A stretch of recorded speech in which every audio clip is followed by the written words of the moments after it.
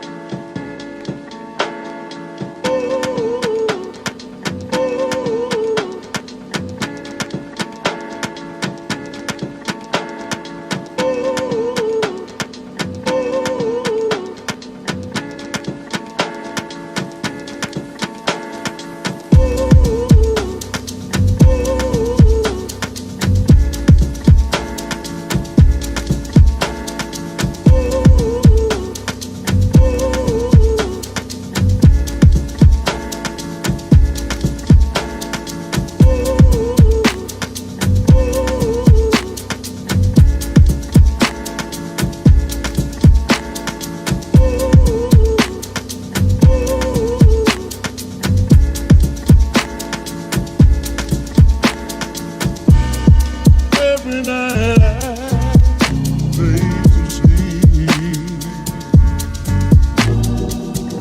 I pray to the Lord, my soul He keeps. If I should die before I wake, I pray to the Lord, my soul He takes.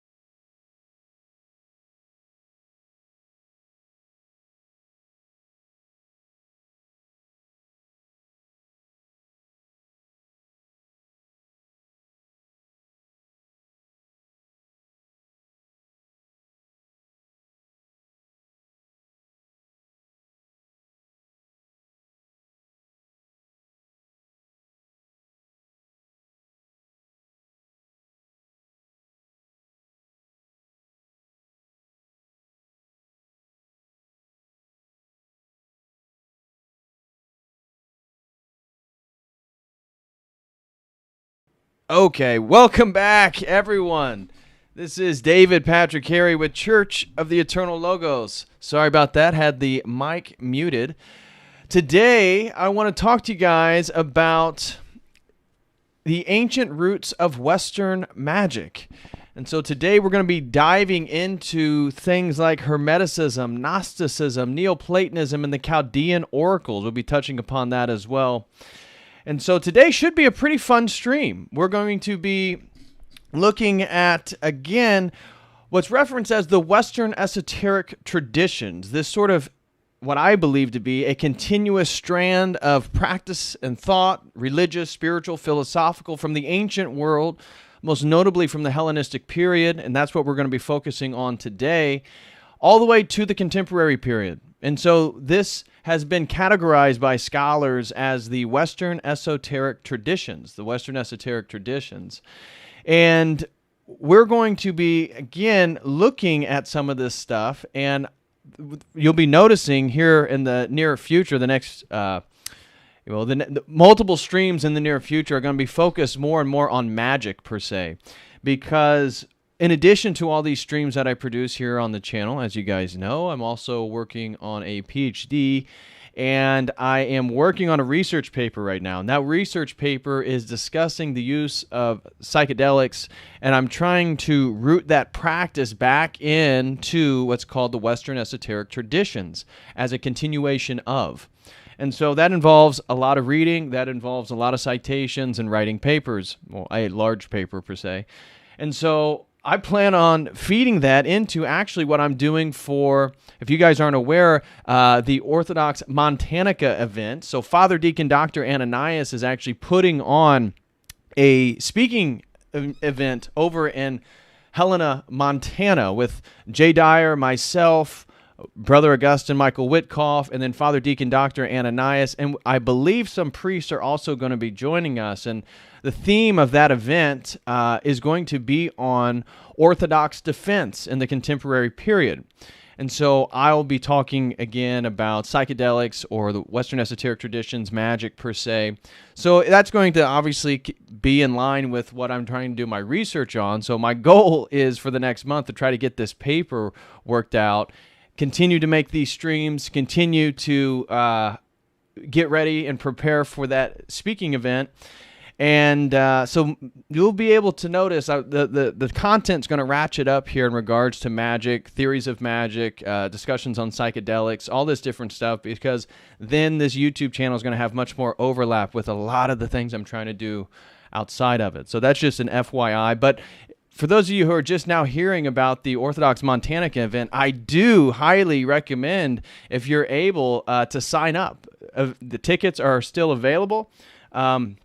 I don't have the link on me. I should have posted that here in the chat. But again, you can purchase, I think it's $35 for a ticket, and we'll be doing a speaking engagement, again, like I said, with Jay Dyer, myself, Brother Augustine, and Father Deacon Dr. Ananias. This is in Helena, Montana on July 31st, July 30th or 31st. I know we'll be there from the 29th, the 30th, the 31st, and August 1st. So we'll be there for a minute. Like the next stream, I hope to do another stream on Wednesday, and that's going to be on the Psychedelic Guru. We're going to be diving deep into who Timothy Leary is. So that's what's you can expect for Wednesday. And this stream today is also in conjunction with another half. So the first half of today's stream's actually already been filmed and posted over at the website. So I do want to say that for those of you who aren't aware, the first half was really a historical overview of the field of Western esoteric traditions. Again, that's already been filmed and it's posted over at the website. If you would like access to those types of videos, please become a website member. I'll share that link here in the live chat. And again, so same with the Timothy Leary stream this Wednesday. I'm going to start doing more and more of the Jay Dyer style and having these comprehensive lectures, these presentations to be split in half. Half of it will be over at the website. Half of it will be free here on YouTube. So instead of doing the grand overview of the field of study, which I did for the website, today we're going to be diving more specifically on the ancient Hellenistic roots of magic itself, And so just to take care of some housekeeping before I dive into it, because today's stream should be pretty fun, I also want to say, again, thank you to everyone who has gone to the website and signed up. Please use the link that I just posted. Also, if you guys are interested in setting up a one-on-one session to talk about theology, philosophy, fitness, dieting, goal setting, whatever it be, please use the link that I just posted there to set up the one-on-one session. Greatly appreciate it. We've been having a great conversations and really been enjoying my time with everyone. So, also for members only. So I've been posting more videos over at the member site. So my Trad Forum speech, I just talked about the Montanica event with Father Deacon.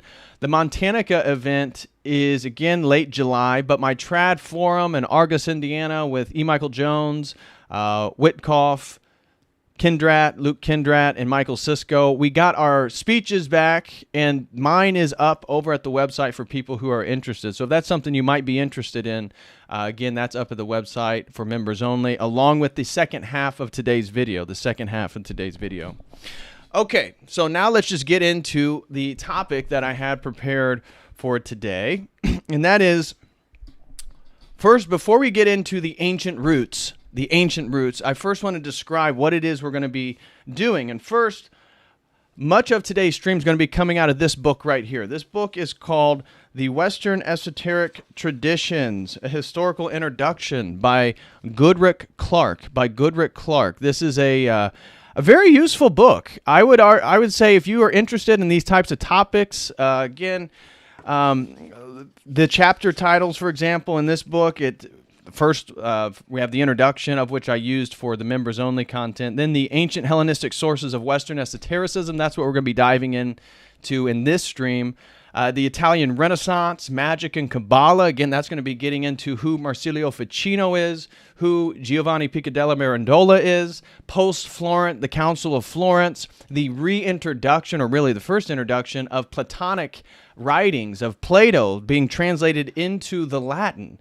You guys have probably heard me talk about this before, where the Italian Renaissance, we're talking about the 1440s, 1450s here. that Marsilio Ficino, funded by Cosimo de' Medici, the Medici family, arguably the wealthiest family or group of people in the world, maybe other than the Chinese emperor at the time. So very, very wealthy, the Medici family. Well, they hired Marsilio Ficino during the Italian Renaissance to film, or to not film, to head what they considered a sort of Platonic academy. And it was there that he got the writings of Plato, again, coming from the East, all the Greeks coming for the Council of Florence. And he's translating this. This is supposed to be huge stuff, right? This is Plato, and it's being translated into Latin for the first time. We've had Aristotle, and that's consistent through this whole Western tradition of scholasticism, much more Aristotelian, right? So then they get a text called the Corpus Hermeticum, and Medici tells him, Marsilio, you got to stop with the Plato. We need the Corpus Hermeticum translated pronto. And he wanted to read this before he died. And this is really what kicks off the reintroduction of magic into the Western Europe. And that's what that second chapter, the Italian Renaissance Magic and Kabbalah, is all about, is Marsilio Ficino and his sort of incorporation of Orphic hymns, ideas of Neoplatonism, certainly ideas of Hermeticism, and man being elevated as the sort of measure of all things, Illuministic theology, spirituality, and then, of course, Kabbalah. So you have this ecumenical sort of project over in the Iberian Peninsula in Spain, where you have the Jews, the Muslims, and the Christians all in conglomeration together. And that's where we get Giovanni Pica della Mirandola and his Christian Kabbalah. So Chapter 2, again, gets into that. Chapter 3 is planetary and angel magic in the Renaissance. Very interesting stuff. Again, talking about some of the activities of Ficino and how he used these Orphic hymns. Chapter 4 is alchemy, Paracelsus, and German natural philosophy.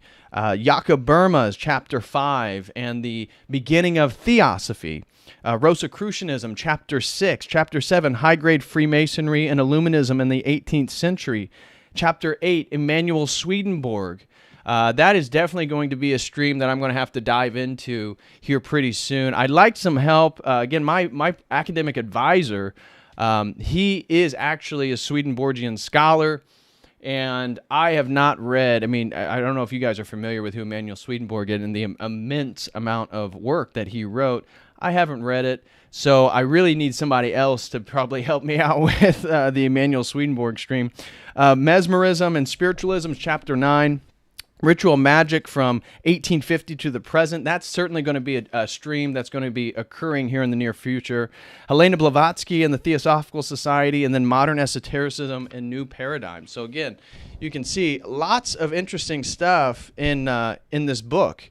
Things that if you're interested in, I do recommend getting it. Now, I want to highlight, when we read through this book, you're going to hear a perspective that is much more congenial towards the Western esoteric traditions. Now, we are obviously Orthodox Christians. Most of us are Christians of some sort. Again, I promote Orthodox Christianity as the one true faith.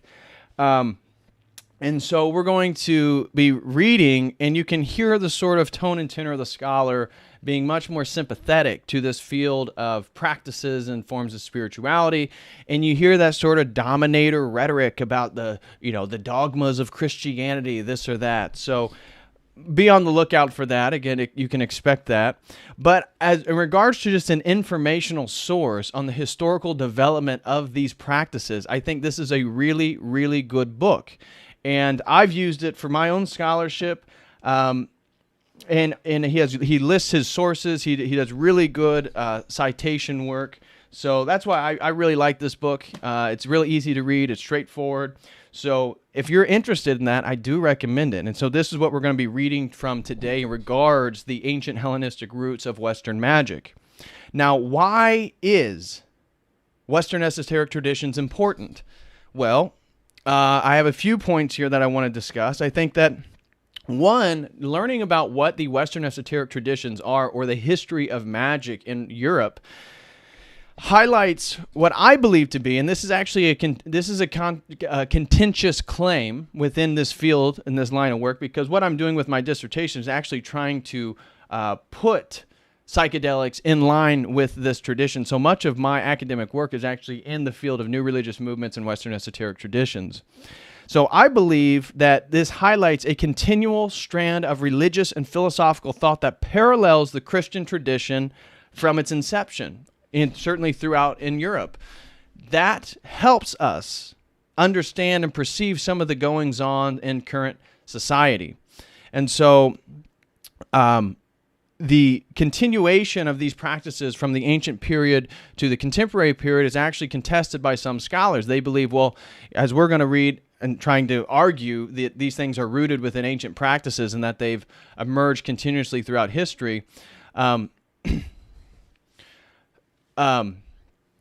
think that, well, I've already said, I believe this is a continuous strand. Some scholars believe that this growth in Hermeticism, Gnosticism, these magical practices, especially during the Italian Renaissance, so we're looking at 15th century, they believe this could be a growing resistance to the Enlightenment, to over-rationalistic approaches, to traditional forms of epistemology developing in Europe out of scholasticism. And so this has been debated then, is these Western esoteric traditions, is the history of magic in Europe, as these scholars, or I believe to be the case, continual practices and traditions throughout history, or are these more just sort of contextual happenings throughout history? They come up here, they come up there, and it's more of a sort of resistance to the dominant practices in society, the dominant epistemology. Mostly the rhetoric is that these are anti-rational, superstitious, spiritual practices that gain popularity and even some type of societal normalization. If you look at the 16th century, the 16th century, the same century of the Protestant Reformation, is often considered the most magical century in our known history, our more recorded history, at least from Christ to the present period. Interestingly, the 16th century is certainly more magical than the medieval period. That might be surprising to some of you guys who aren't as versed in some of this historical matters, but yeah, the 16th century is where we get John Dee. The 16th century, and you can kind of understand it, right? It's the 16th century we get the Protestant Reformation. And within Protestant theology, they began stamping out the sort of mystical elements and the mystical dimension of Christianity. It's certainly not tied to any sort of apostolic tradition. And so in the stamping out of the sort of mysticism of Christianity for an overly rationalistic approach, Protestant theology, well, what emerges? This abundance of these esoteric traditions. You know, be it Rosicrucianism, be it high-grade Freemasonry, be it alchemy. Look at Paracelsus. Look at Jakob Burma. Look at Theosophy. Look at these new naturalistic forms of spirituality, again, enmeshed with Hermetic ideas, Hermetic ideology. So the 16th century is ironically one of the most magical centuries that we have or that we know of. So I believe this is a continual practice, and I want to give a little something here to highlight that of its ancient roots. And this is where we're going to be diving further into today. Is, for example, here, this is just a quick paragraph from the introduction, but this is again where we're going to be heading in today's stream. So it mentions Favre. Favre is one of the important scholars. He's a French intellectual over at the Sorbonne, and he's basically established the field of Western esoteric traditions as an academic study. Okay, so he's kind of a big name. Him and another gentleman named Wouter Hanegraaff, he's over at the University of Amsterdam. He has one of the few academic programs where you can get graduate degrees, masters or PhDs regarding these Western esoteric traditions or scholarship. So they're kind of the big deals, but this paragraph here reads, Favre surveyed the West as an extensive Greco-Roman philosophical heritage with which the Jewish and Christian religions, together with Islam as an external factor, have interacted to produce the, quote, Western esoteric traditions. Their origins lie in various forms of Hellenistic philosophy, noticeably Gnosticism, Alexandrian Hermeticism, and pagan Neoplatonism, which have in turn left vital traces in the three Abrahamic religions. The traditional Hermetic sciences of alchemy, astrology, and magic had their rationale in the spiritual worldview and offered a continuity of practice and speculation from the late ancient world through Byzantine and Islamic culture into the medieval Latin West.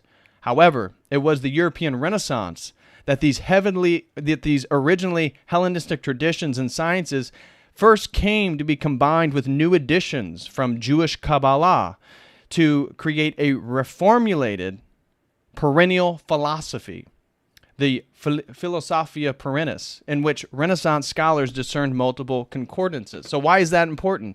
Because what we realize, the concept of perennialism itself, the Philosophia Perennis, is tied to this emergence of magic within Western Europe. So you've heard me go on and ramble on this YouTube channel about perennial philosophy, perennialism itself, this idea that it's self-contradictory. What epistemology are you using to look at Buddhism and Hinduism and Nordic paganism and tribal traditions in the Amazon and then Gnostic forms of Christianity and then Roman Catholic? Well, how are you putting all these in sort of an epistemological category? Well, seems to be a sort of fundamental error there. It is through this emergence of the Platonic material, the Hermetic material, Kabbalah getting, again, like I said, in the 13th century. You have 14th century, 13th century, you get all the Kabbalah going over in Spain. And this again, sort of ecumenical perennial project with Islam, Jews, and Christians all trying to come up with the similarities. And so it's in this development of perennialism where you get concepts like the Prisca Theologia, right? The first theology. And so what these people thought, like the Marsilio Ficinos of the world, the Giovanni Picadellas Mirandolas of the world, is assuming that there must be some one ancient truth, this one ancient truth, and that all the world religions then must be sharing this sort of one ancient truth. Therefore, no one religion is the full expression of truth. No one religion is ultimately totally true. It's that we have to amalgamate, again, look at some aerial worldview, the perennial understanding of all these traditions together. So this is a perspective that dominates the current world that we live in now, this idea of perennialism. But we can literally point back to the 15th century in the Italian Renaissance, the European Renaissance, but Italy itself, mostly Florence, and see these ideas really get developed. And so you get things that emerge then like the traditionalist school. You know, people like René Guénon, people like a Houston Smith, who is a Berkeley scholar and somebody that I have a few academic connections with. He's dead now, but I mean, people that I know who knew him. In fact, my advisor was friends with him. But the presupposition of perennialism is tied to this magical practice. Now, what I want to highlight to you guys, but again, before we start diving deep into today's topic, is how when these magical practices emerge, interestingly, they emerge in the context of often globalization, urbanization, and multiculturalism. So why do I bring that up? Because these are descriptors that certainly identify the period we're in right now. Globalization, urbanization, multiculturalism. And so you look at ancient Rome, they were experiencing many of these same problems. You look at the fall of the Roman Empire, the development of early Christianity. Well, magic really gets going. Magic thrives. These magical traditions, these magical practices thrive in the context in which globalization, urbanization, and multiculturalism occur. And so let me read this quick paragraph. Again, this is from the introduction, and those of you who have joined, if you want to know more about this introduction, I've already posted that video over at the website for website members. But let me just read this quick paragraph. The historical incidence and efflorescence of esoteric ideas at times when the dominant worldview no longer commands general assent is suggestive of their social construction and selection, but it also begs the question of their function. It is notable that esoteric ideas often attend the breakdown of settled religious orthodoxies and socio-economic orders. Maybe something like a Great Reset would do. Hermetic, Neoplatonic, and Gnostic works of literature were produced in the first 3 centuries AD in the Hellenistic arena of the Roman Empire, where globalization, urbanization, and multiculturalism confused older traditions and simpler faiths. Likewise, the European Renaissance was launched in Western cities where dynamism and economic and cultural progress collided with the waning of medieval assumptions in theology and philosophy. This was the period when Hermeticism, alchemy, astrology, magic, and Kabbalah were reformulated from their sources in late antiquity to form a new Philosophia Perennis, embracing Christianity and ancient wisdom traditions. In the late 19th century, when Europe entered a period of sustained urban industrial growth simultaneous with decline of organized religion in the face of challenges of secularism and science on the other, occultism and esoteric societies enjoyed a voyage, entering public discourse on a scale not seen since the 16th century. So very interesting then. Very interesting that magical traditions, Western esoteric practices thrive when the dominant society and its ways fall apart. They thrive in sort of this transmutive state, right? When society's moving from one more of a structured state to another, magic thrives. And so when we look at the progressivism, when we can look at BLM, the world that we live in now, we're seeing the old world order, whatever that is. Zionist, central banking capitalism, the faux dialectic with common, whatever it is, it's falling apart. We're in the midst of what's called the Great Reset. Something's going on here. And throughout history, whether it be the 19th century, whether it be the 4th century, the 3rd century, the same pattern continues. And I would say that we're in the middle of that same pattern right now, where if you were to survey people, I would say the majority of people asked would actually have more of a magical spiritual paradigm than anything related to sort of an Orthodox Christian theology. And so I think that's interesting and certainly worth noting. So also, as I said, this stuff is the source of perennialism itself and the concept of perennialism, that all religions share this one truth. And where does this get going? Well, as I told you, Marsilio Ficino in the 15th century, the 1400s, that he gets this Hermetic material, and the underlying presupposition of all of Europe was the gentleman known as Hermes Trismegistus, the thrice great Hermes, was the oldest philosopher in human history. So when Marsilio Ficino, when the Italian Renaissance was underway, when they were translating the Corpus Hermeticum, the majority of the intelligentsia believed that Hermes Trismegistus was older than Moses. Older than Moses. Now, for some of you who are a little bit more sophisticated in this stuff, you know that people like Philo of Alexandria, many people debated whether Moses was the progenitor even of the Greek philosophical tradition, that Moses was the oldest known sort of wisdom figure for many in the sort of Christian context. But there was also this presupposition that Hermes Trismegistus, some believed it was a legend, some believed that it was totally made up, but when they got the Corpus Hermeticum, they had the documents in front of them to translate into Latin, this theory reemerged. And so it wasn't till it's about a century later with a gentleman named Isaac Casaubon, I believe, who actually redated the whole Corpus Hermeticum to about I think 2nd, 3rd, 4th century, somewhere between the 2nd and 4th century AD. So it gets totally redated based on the Greek words it's using. But this was a fundamental, this was like a breaking of the mind, right? This was a mind explosion, a mental grenade. Because for many of these people, for a century, the most learned people in Europe thought Hermes Trismegistus in this Hermetic tradition was the oldest wisdom of mankind. And therefore, this set the ground for this Prisca Theologia, this idea that there was this one truth and all the world religions sprang from it. So that's why we get the 16th century being the most magical century in recorded, or at least in history, since Christ. Why? 15th century, mid-1400s. Now we get Marsilio Ficino translating the Hermetic corpus. That next century then, for 100 years, they believed him to be the oldest wisdom figure in human history.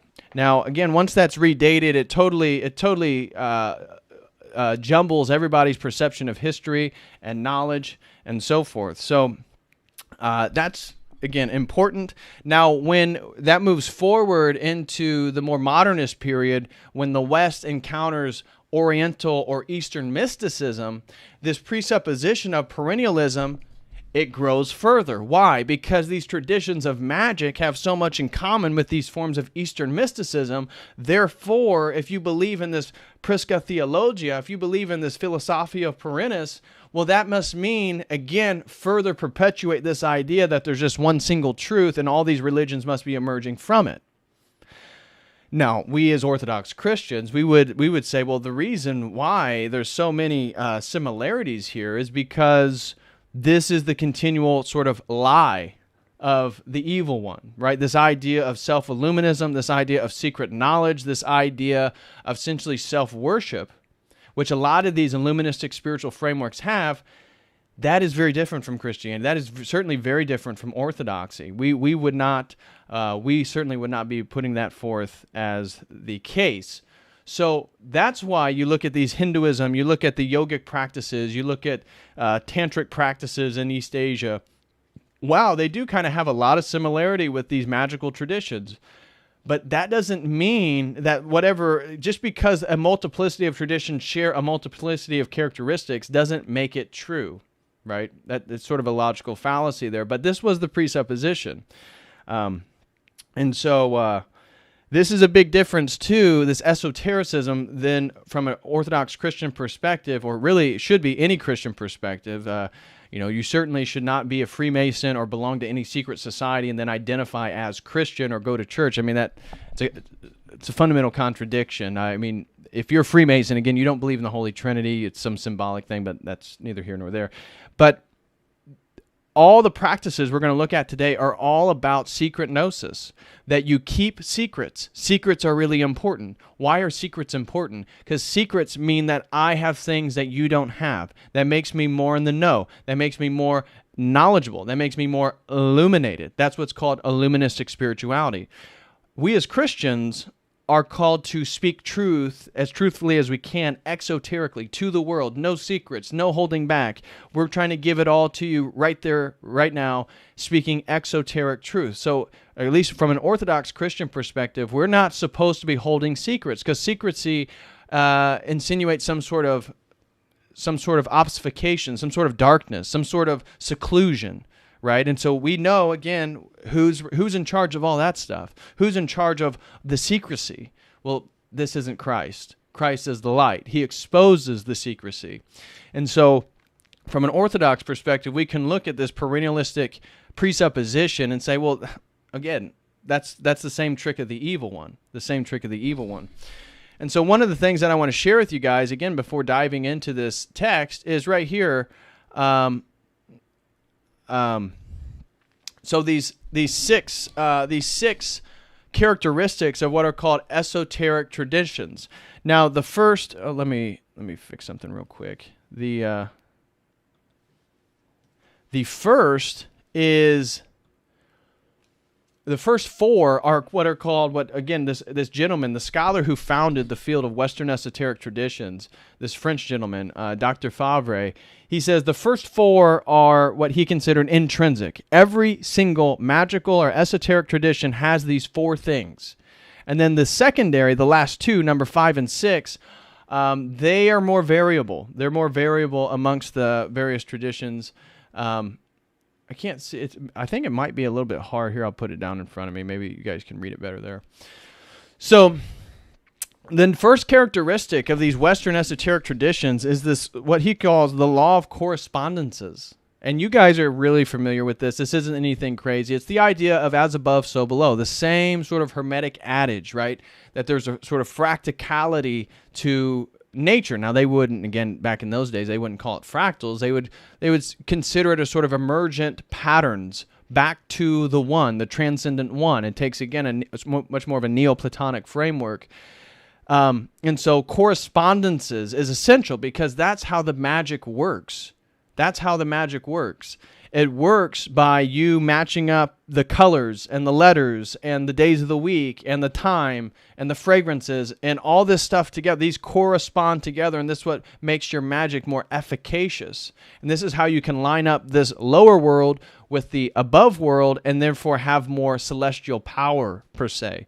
Now, this isn't totally out of bounds in regards to how we as Christians are called. I mean, we want God's will be done in heaven, so on earth.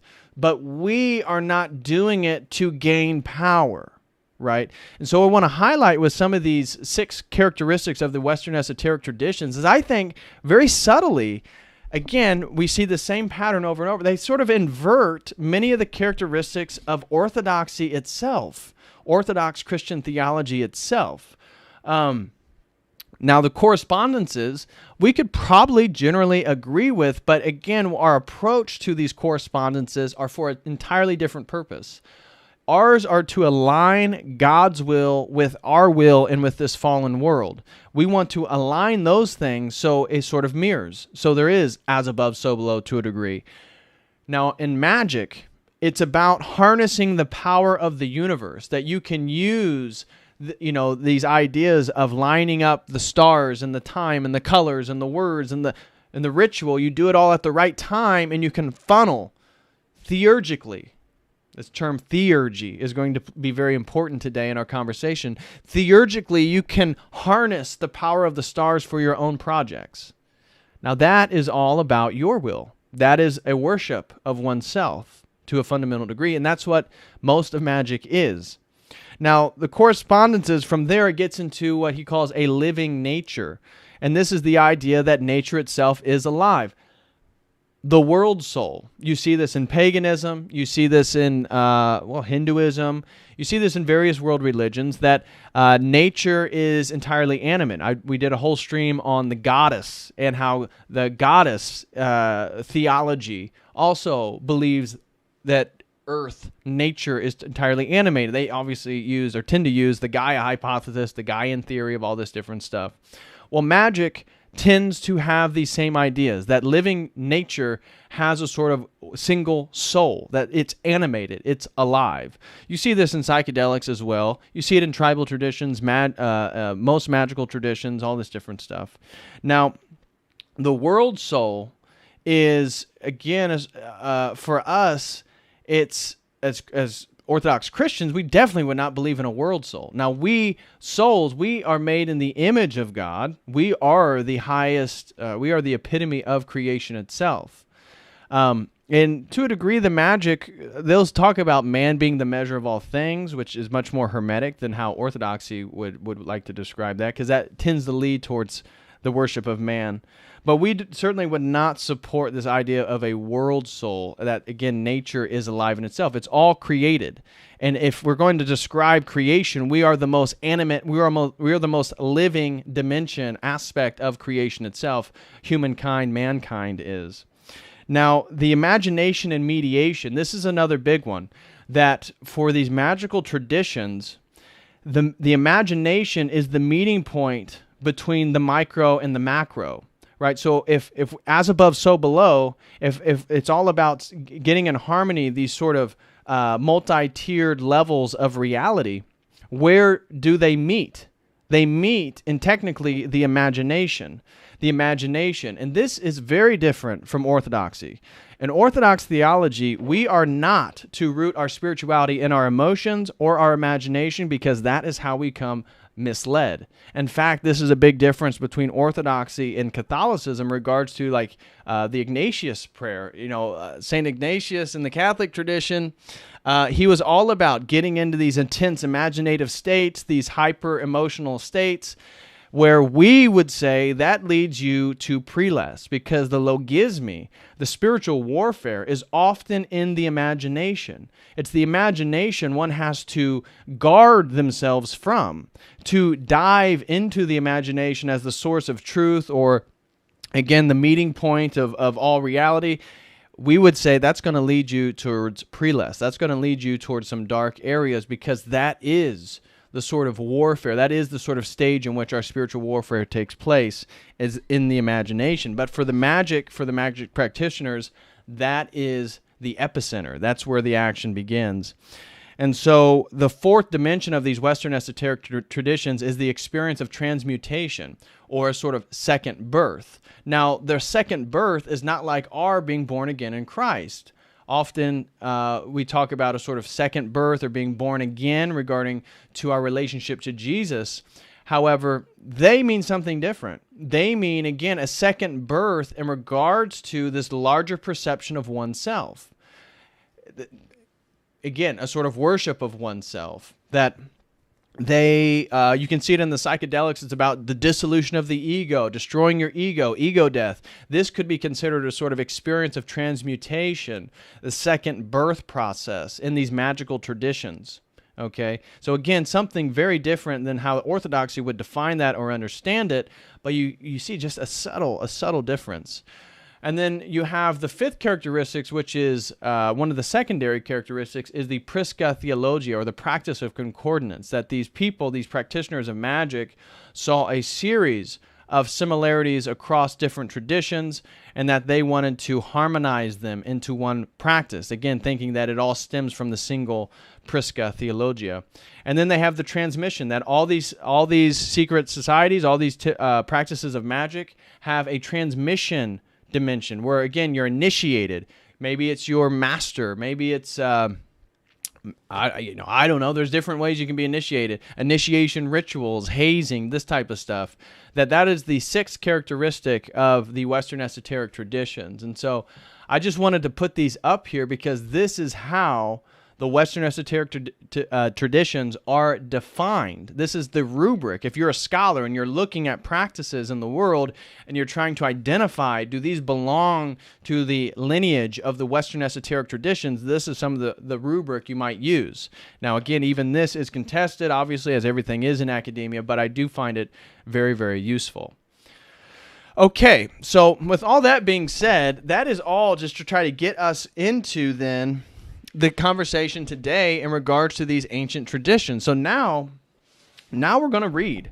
And so much of the rest of today's stream is going to be me reading. Again, for those of you who just joined us, we're reading from the Western Esoteric Traditions, a historical introduction by Nicholas Goodrick Clark.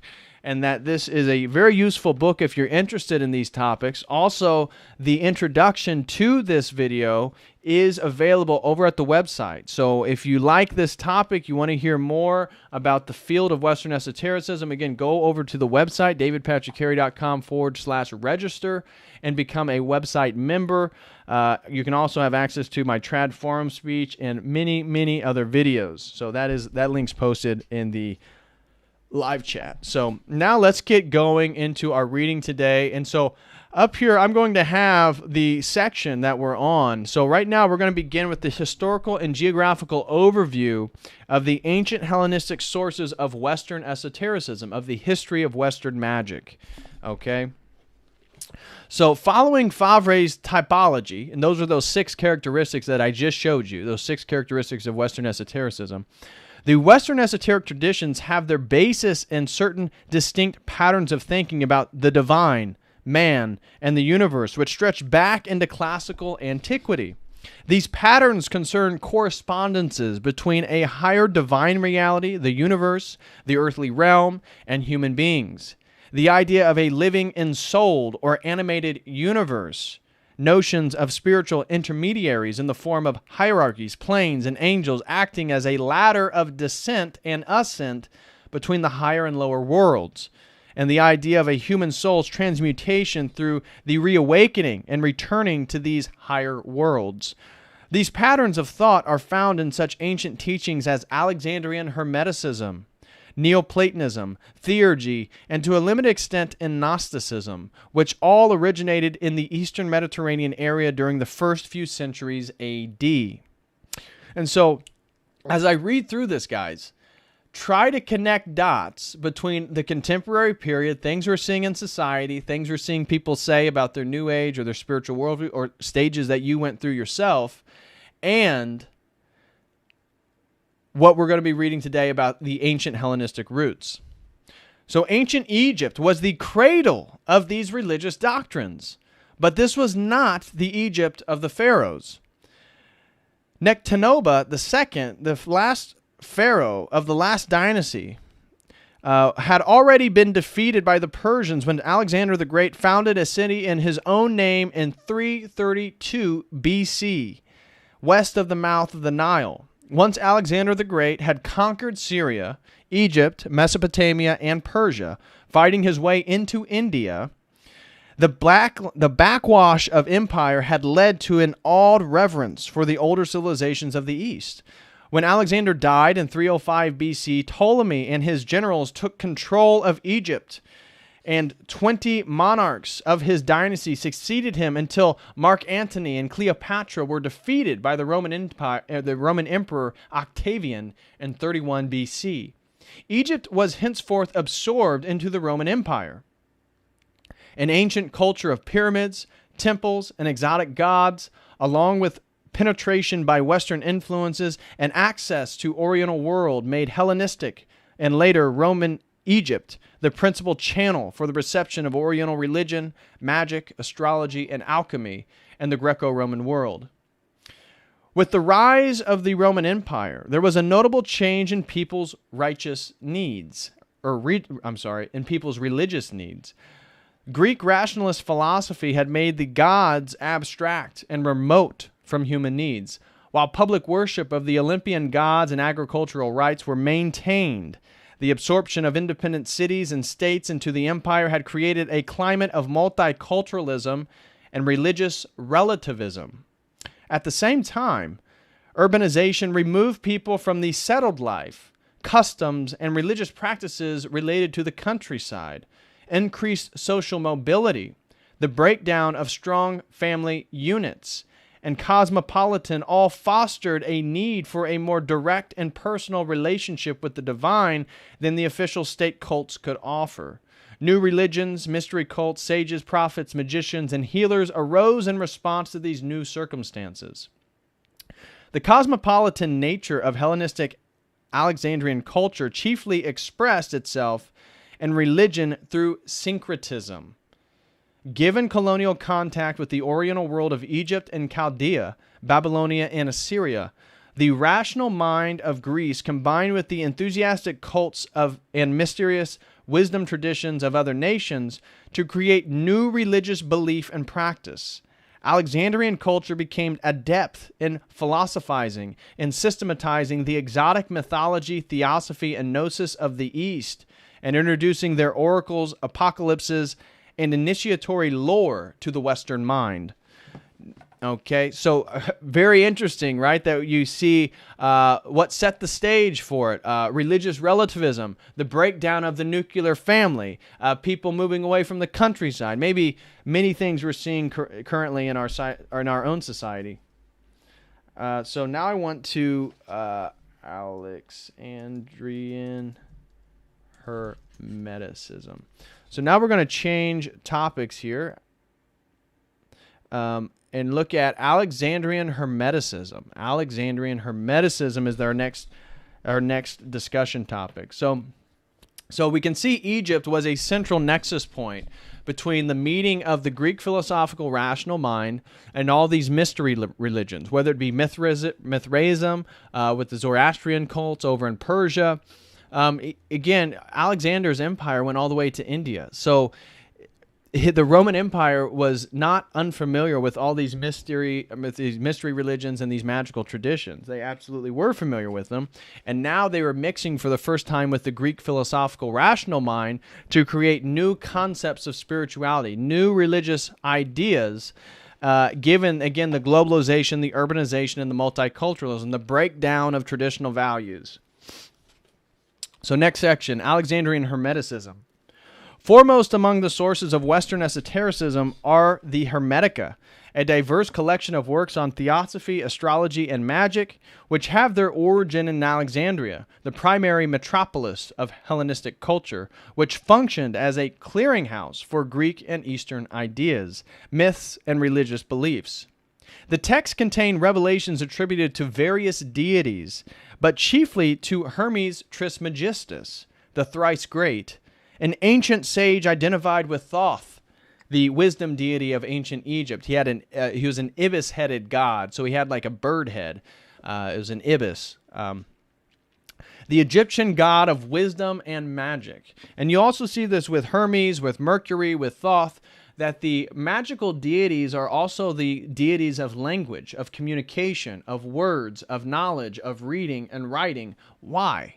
Because communication is essential for the practice of magic itself. Now, again, we as Orthodox Christians believe in Logos theology, that Christ himself is the Word, the Logos, the Word of God, the eternal Word of God, and that God spoke the world into existence, that God literally created matter through speech, through language, and language is somehow some superior phenomenon to the physical world itself. Well, magic adopts the same worldview. A magic ritual, a magic incantation, a magic talisman, a magic sigil, these are all based off this sort of magical understanding of language itself. And a sort of manipulation or a recapitulation or a mimicry of how God created. And this is what the wizard is doing. And you can see again, so from our perspective, how the wizard is sort of the Luciferian figure. He is Lucifer's fall. He is sort of Lucifer's embodiment here in the fallen world in regards to his ability to, in a sense, recapitulate God himself as man. Right? That's what the wizard's doing. And creating out of his own desires, using the magical power of words and language. Okay. This identification with Thoth is a vital key to understanding the exalted reputation of Hermes Trismegistus in both the ancient world and in Renaissance Europe. From Thoth to Hermes Trismegistus. Western esotericism has been shaped by its major source, the Hermetica, the disparate collection of writings on cosmology, astrology, alchemy, and magic attributed to Hermes Trismegistus, the thrice great Egyptian sage. Thoth, the Egyptian god of wisdom and magic, later became fused with the Greek Hermes, and this syncretic god was to become a powerful influence on the whole development of esoteric thought from its ancient roots right through to Renaissance Europe. From its earliest times, Thoth, one of the most popular Egyptian gods, was associated with the moon. As a moon god, he served the solar divinity Ra as both his secretary and counselor. This identification of Thoth with the moon was an immense practical importance to Egyptian culture, for the moon's phases govern the great rhythms of flood and drought across the Nile Delta. It was from these rhythms that the Egyptians measured time and seasons, and Thoth became associated with the governance of time itself, as well as the arbiter of individual destinies. As a psychopomp, Thoth conducted the souls of the dead to the kingdom of the gods, where he presided at the judgment of their souls. All of Egyptian national life fell under his jurisdiction, for he was the origin of order, both in the great world of the cosmos and in the little world of religious and civil institutions. So again, what do we see here? A sort of faux representation of the Logos, right? We see really the things that we as Orthodox Christians would attribute to Logos and Logos theology, the unifier of opposites, the creator of the world, the source of all order. We see this getting attributed to Thoth, this sort of magical deity, right? He was a lawgiver, a divine scribe, and magus.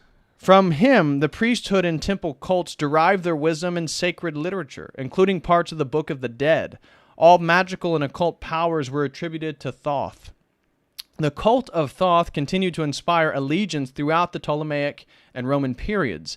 At the beginning of the Christian era, Alexandria, the city, was the chief center of Hellenistic culture, where Greek philosophy encountered Eastern ideas, myths, and beliefs. Because of his power and influence, Greek settlers in Egypt quickly came to identify Thoth with their god Hermes, whose cultic center was at Hermopolis. Hermes was also a psychopomp associated with the moon. In addition to their formidable attributes as arbiters of time and national life, both Thoth and Hermes had a lighter side which sealed their popularity. They were seen as trickster figures, inventive and playful, even as they functioned as messengers of the gods and interpreters of divine will. Greek magical papyri present at the new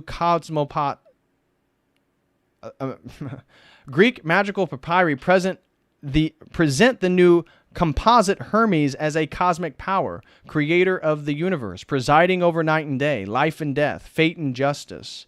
In time, the Hellenistic Hermes became identified with the Stoics, with the Logos, lowercase l, and Demiurge, the Pantocrator, the Cosmocrator. Okay, so again, what was I just highlighting? These symbolic, these semiotic associations between Hermes and the Logos. We see this already. To him is revealed, quote, all that is hidden under the heavenly vault and beneath the earth. Magical spells addressed to Hermes seek arcane knowledge or oracles, or they invite the god himself to appear in a dream and to bestow the blessings of a favored life, food, success, happiness. At the same time, he is one who can be known intimately in oneself. I know you, Hermes, and you know me. I am you, and you are me. This self-identification with Hermes may have derived, as Fowden and Favre suggest, from a euhermist tendency to see Thoth as a divinized human being. Once human and mortal in the long-distant path, Hermes, Thoth, became, through his own efforts and spiritual advancement, an intermediary hovering between the divine and human worlds, rather like a bodhisattva who attained immortality but remains in the human world as a channel for the divine. So what do we see? Again, a sort of faux presentation of Christ. Christ is the bridge between the divine and human nature. And so again, we see another attribute of Thoth Hermes take on a sort of faux presentation of how we would understand Christ himself, the actual Pantocrator, the real capital L Logos. Now we're going to get into the Corpus Hermeticum. Actually, let me change our title here, the Corpus Hermeticum.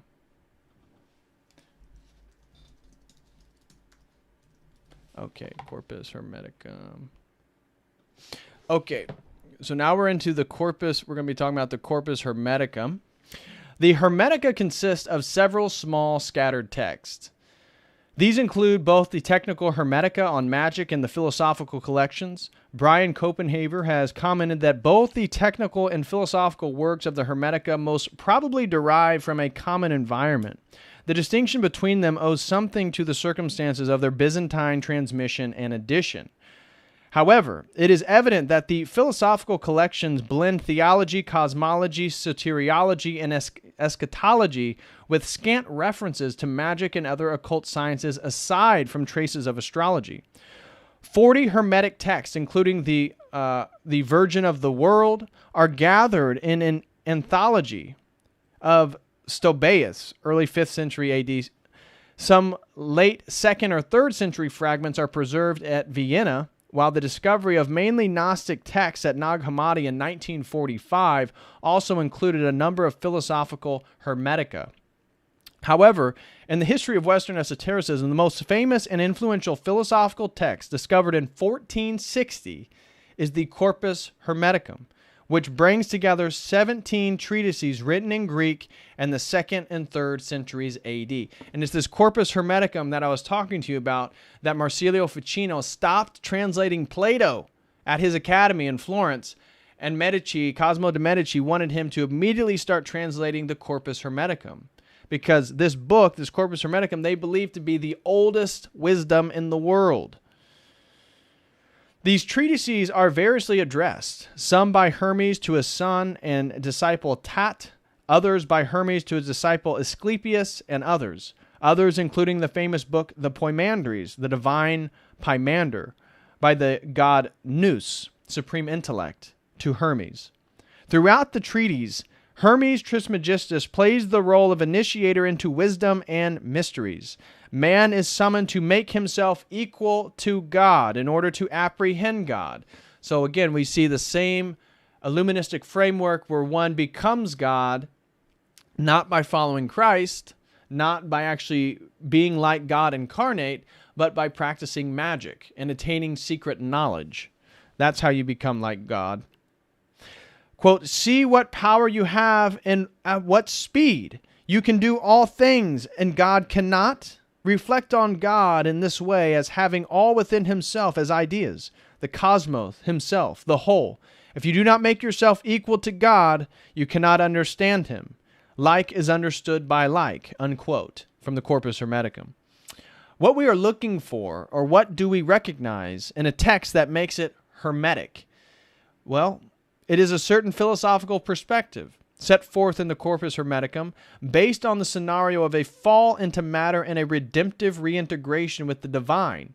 So we can already see a sort of faux formation of our biblical worldview, that somehow the world fell from a pristine state and now it needs to be reintegrated into the divine. That's exactly how we understand what Christ's salvific work in creation itself by incarnating. Now, this is how Hermeticism, the Corpus Hermeticum, teachings according to Hermes Trismegistus, how they believe this redemptive act takes place. As above, so below. Nous instructs us to reflect the universe in our own mind and to grasp the divine essence of nature. This we are equipped and able to do because the human being possesses a divine intellect. So first point within the Hermetic corpus, as above, so below. Nous, using the purely Greek and Platonic understanding where nous is just tied to your mind or your intellect, that because you have this mind or intellect, you can grasp the essence, the Aristotelian substance of nature. Now, again, you already see a big difference between how we begin our theology as Orthodox. We always begin with revelation and personhood, and we see the same patterns over and over and over where these other traditions begin with essence. We see the same thing here in the Hermetic context, and you'll notice, again, both coming out of ancient Hellenistic thought, that the Orthodox sanctify, they Christianize many of these terms, like nous. We use this as part of our anthropology, but we mean something very different than just the mind. We mean the eyes of the soul, the eyes of the heart. This is our sort of noetic faculty, that it's actually tied to your heart. Now, you get that in Orthodox theology. You're not going to get that in Hermeticism. So another aspect to Hermeticism, there's an emphasis on will, both divine and human. Yes, again, it's much more, well, to use a sort of poor phrasing, it's much more Nietzschean than our Orthodox, where we are trying to humble ourselves and submit our will to God's will. Their universe is a, quote, book to read. The Creator God is known by the contemplation of His creation. This is natural theology, natural philosophy. Again, we as Orthodox Christians say, well, if you do natural theology, one, you're again, as Jay highlights in the debates, you're presupposing so many different categories like the law of identity, so many laws of logic, law of non-contradiction, to do your natural philosophy. Where are you getting all those presuppositions from? Because you're not getting them from what you're observing, because they're not there. Great point. And so here we see another idea that somehow you just have to observe nature. But if we as Orthodox Christians are correct, nature is fallen. So you can sit there and you can observe nature as much as you want. You're not going to be able to perceive the essence of nature, and you're not going to be able to perceive something transcendent to creation itself. Although, again, there's aspects of God in creation. The universe is full of the manifestation of God. And with our divine intellect, we can decipher the symbols it contains which point toward God. We should therefore be interested in everything that is in the world. The concrete and the particular are important, as incarnation and embodiment are the ways in which God makes Himself manifest to our experience. Next point. this is regarding what the corpus hermetica, what defines something as hermetic. There is an abundance of dualism. Since the world is recognized as being of divine origin, there is an acceptance of the world, even though there may be some pessimism or discouragement about the consequences of the fall and the restraint of matter on spirit. The Hermetic project, another point, the Hermetic project is one of transmutation of lower, baser, and more material into higher, finer, and more spiritual. There are clear parallels with alchemy, which also flourished alongside Hermeticism in Alexandria in late antiquity. Now, this is a very Platonic notion, because what they're actually taking on, and you'll find this in Gnosticism as well, is that matter is yucky and dirty and evil, and you have to go poo-poo and all these different things. So matter is bad, and everything that's good must be non-physical, must be spiritual, must be transcendent.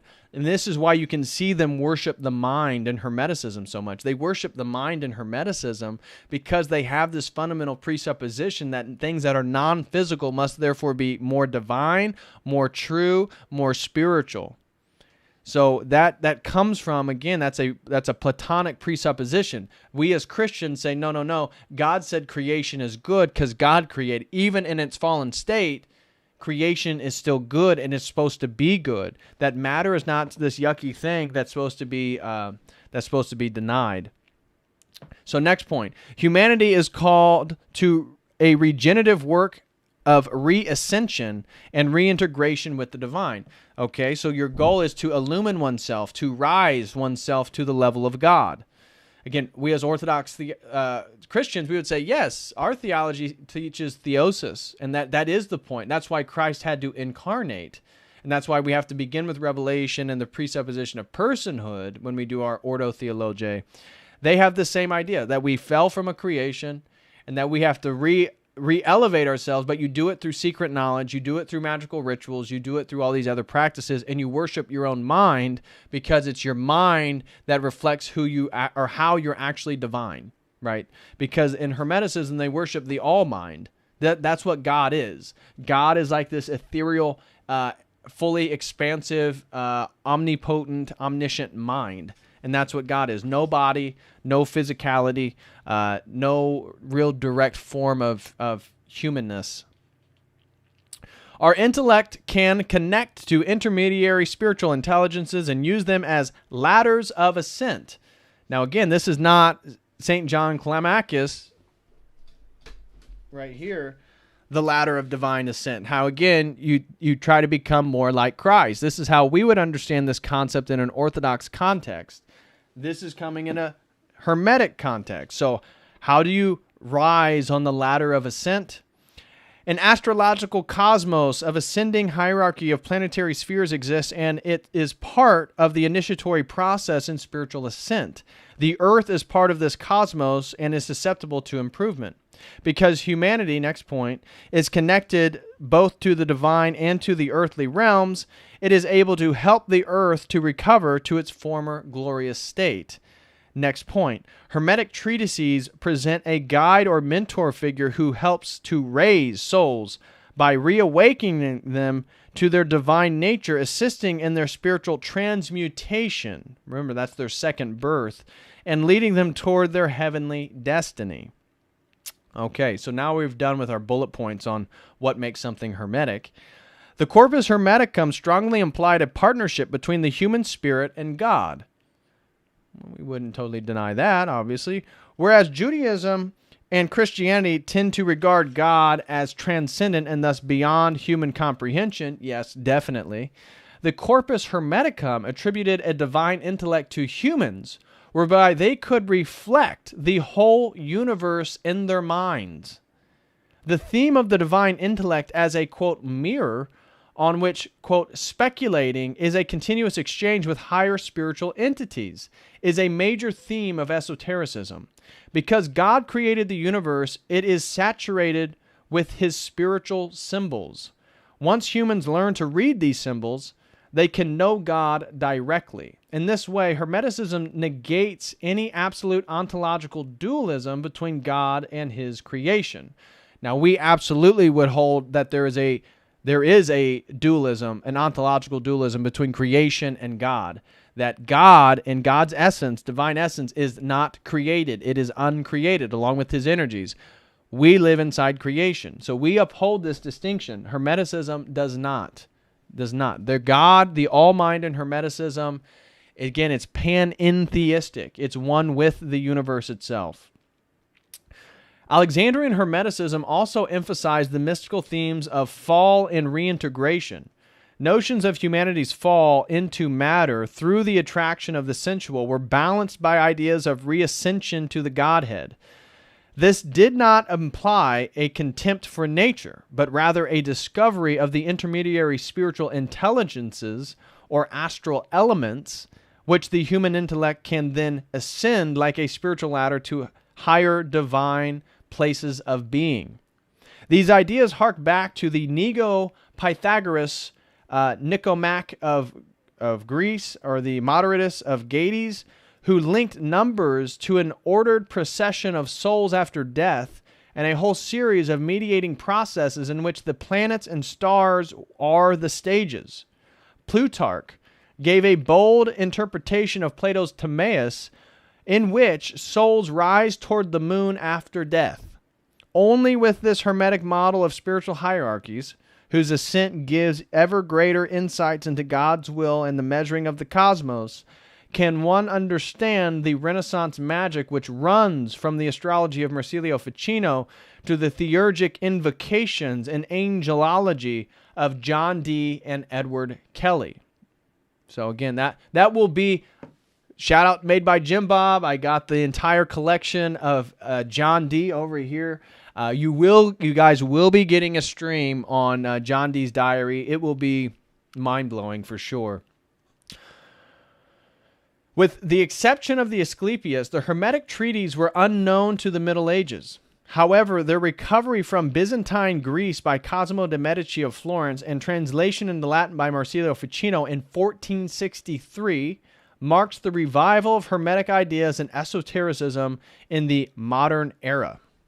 Okay, so we've talked a little bit then about the Corpus Hermeticum and how we understand that. Now we're going to get into Neoplatonism and how this is related to the history of magic. How is Neoplatonism important? How is Neoplatonism important to our today's discussion? Well, let's get into it. Neoplatonism, closely related to Hermeticism in its ancient context, is pagan, pre-Christian. It's Neoplatonism.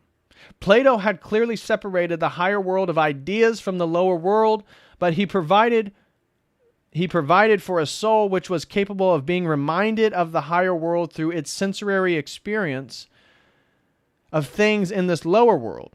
The Neoplatonists gave new direction to Platonic philosophy between the 3rd and 6th centuries AD. They conceived of reality as a spiritual activity or states of consciousness, and regarded the human soul as a voyager, fallen and encumbered by bodily existence, but perfectible by a path of ascent to its divine origins. Neoplatonic philosophy held a particular appeal for the educated classes of the later Roman Empire, who were beset by a sense of material decline and religious anxiety. So, I love that, right? So the Neoplatonists, they almost spiritualize Plato's ideas. They take it a step further, and they believe the human soul is a voyager, fallen, encumbered by bodily existence. Because again, I told you that many of these Illuministic frameworks that we're going to see, especially in this ancient period, it sort of demonized the body. It demonized matter. The Gnostics, the heretical Christians were deeply into this stuff. That's why you can look up back in the ancient period, while the true church, the real early church fathers in the early church and the apostles, they were into marriage, finding a woman, getting married, having children in the context of Christ's message. The Gnostics, they were into anal sex and oral sex quite a bit. Why? So they wouldn't copulate. They wouldn't copulate because the Gnostics believed, again, your soul comes from the pleroma. It comes from the realm of pure light. And that's where Christ came from to save us. And so as your soul descends from the realm of pure light into this body, into this gross body, You're trapped. You're trapped in the creation of the demiurge, this fallen world, this hell, so to speak, for the Gnostic. So they hated physical reality. Physical reality was a trap. We see the same presupposition in the Neoplatonic framework. This is important, again, because we as Orthodox Christians do not hate the body. We do not view matter as less spiritual than non-matter, right? Again, there's a source of divinity is the Trinity, and then all of this is creation.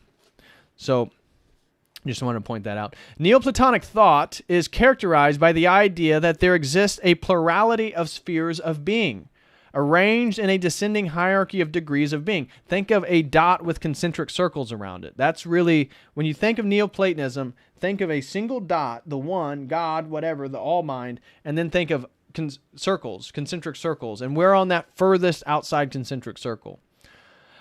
The last and lowest sphere of being comprises the universe existing in time and space perceptible to the human senses. Each sphere of being derives from its superior by a process of emanation, by which it reflects and expresses its previous degree.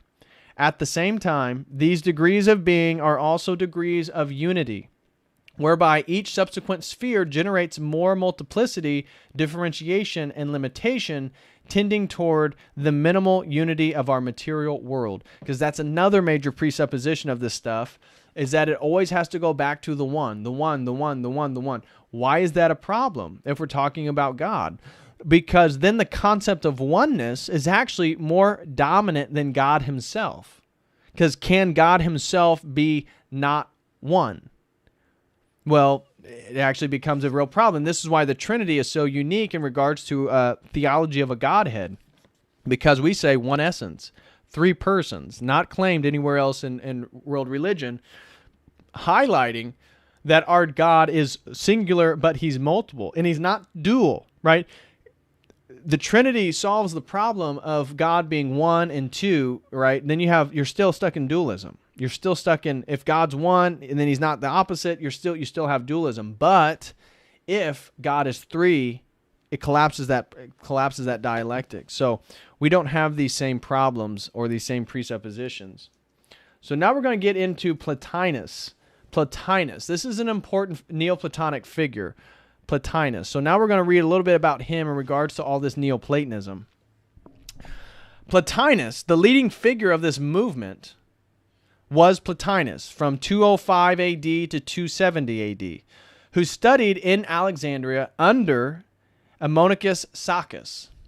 As a young man, Plotinus sought acquaintance with the ideas of Persia and India by joining Emperor Gordian's disastrous military campaign against the Persians in AD 238 through 244, and then went to live in Rome from AD 245 until his death. Here he gathered various disciples, including Porphyry, who published Plotinus's work as the Enneads. This is very important. Plotinus posited an absolute transcendent one, or good, defined in Aristotle's phrase as, quote, to that which all things aspire, unquote. Its existence was inferred from the necessity of unity in everything that exists. Again, because that's the fundamental presupposition of these Neoplatonism is unity. Below the one, Plotinus described a cosmology of continuous creative emanation, whereby the higher level of reality is imparted to the lower without being diminished. However, each new level of emanation is necessarily less perfect than its begetter, to which it belongs to return. Plotinus posited three grades of higher being: intellect, the higher soul, whether world soul or individual soul, which transcends the physical and enjoys eternal contact with the intellect, and the lower soul, or nature. Both intellect and soul are termed, quote, the logos, lowercase l, of their previous higher state, meaning that they represent it as formative and regulative principles at the subsequent lower level of creation. At the outset of creation, unformed intellect begins to fill the intelligible forms, which are themselves perfect archetypes of everything that will exist in the world of sense. These ideal forms within intellect contain not only generic forms of species, but also forms of individuals. Plotinus used Platonic arguments to establish the immortality of the incorporeal soul as the cause of life and movement. However, Plotinus differed from Plato by referring to the individual soul and the unique value of the personal self. Plotinus also insisted on the unplanned and spontaneous creation of the material world by the lower soul, or nature, a marked contrast with Plato's conception of creation as conscious design described in Timaeus and in the Jewish and Christian scripture. Plotinus's emphasis on the creative emanation of the material universe from the thought of God was essentially cosmological. The idea was closely related to the Ptolemaic view of the universe as a hierarchical system of 9 concentric spheres, ranging from the outermost sphere of God as prime mover through the sequence of planetary spheres to the lowest sphere of Earth. Plotinus saw the universe as, quote, a single living being embracing all living beings within it, unquote. Possessed of a single soul permeating all its parts, the material universe participates in this world soul and is influenced by other parts to the extent of their integration and the correspondences of their constituent elements. Thus, a sympathy pervades this universe, manifested as a system of correspondences existing among the stars, animals, plants, minerals, and human organs, giving rise to the idea of a mapping between the macrocosm of the universe and the microcosm of the human being. Plotinus wrote about the astrological divination, prayer, and the votive cult of statues, in which the powers of a god were embodied in its sculptured form to show the effectiveness of the affinities, which connected different parts of the world to each other. Magical results are not the result of God's direct action, but rooted in the sympathy that linked different particular emanations of the world soul, a direct result of the underlying cousinhood of all creation. Again, the power of these magical rituals comes through a sort of funneling of the energies already present within creation. Okay? Though Plotinus believed in the efficacy of prayer, magic, and the astrological divination, there is no evidence that he practiced them. A philosopher by nature, he regarded these phenomena primarily as evidence of spiritual harmony and interdependence of the universe. By representing reality as ordered and harmonious, everywhere tending to the good, Plotinus offered a powerful comfort in times of change and instability. The individual soul, discovering its identity with the world soul, again, its cousin in this worldview, has perfection within its reach. Evil and suffering cannot touch the true self, and external events and physical circumstances are irrelevant to happiness. Plotinus is thus important as a systematic philosopher to refine concepts of macrocosm, microcosm correspondences, hierarchies, and the equivalence of the world soul and the individual soul and its spiritual reintegration. In his case, Neoplatonism is primarily a philosophy for the purification and ascent of the soul. And so now we're going to get into some other figures here that you guys may be familiar with. Have you guys heard of Porphyry, Iamblichus,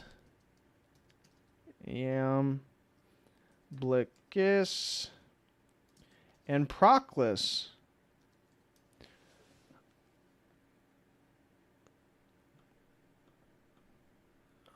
Okay, so I don't know if you guys have ever heard of these gentlemen. They are very important regarding the history of Neoplatonism. So let me put all of them up here real quick so anybody who joins can follow along. So now we're going to be talking about Porphyry, Iamblichus, and Proclus. So we just talked about Plotinus. Plotinus is sort of the figurehead of this emerging Neoplatonic tradition, okay? And what we just read is that for Plotinus, this Neoplatonic tradition is all about the ascent of the soul back to its proper home, the one, the divine, which is non-physical because matter is yucky and dirty, and that the world, the universe, is filled with all these sympathetic correspondences.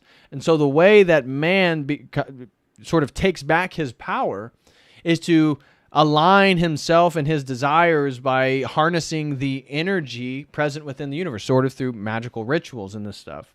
So as is highlighted, for Plotinus, Neoplatonism was really just in a sort of ascent of the soul back to this ethereal divine realm.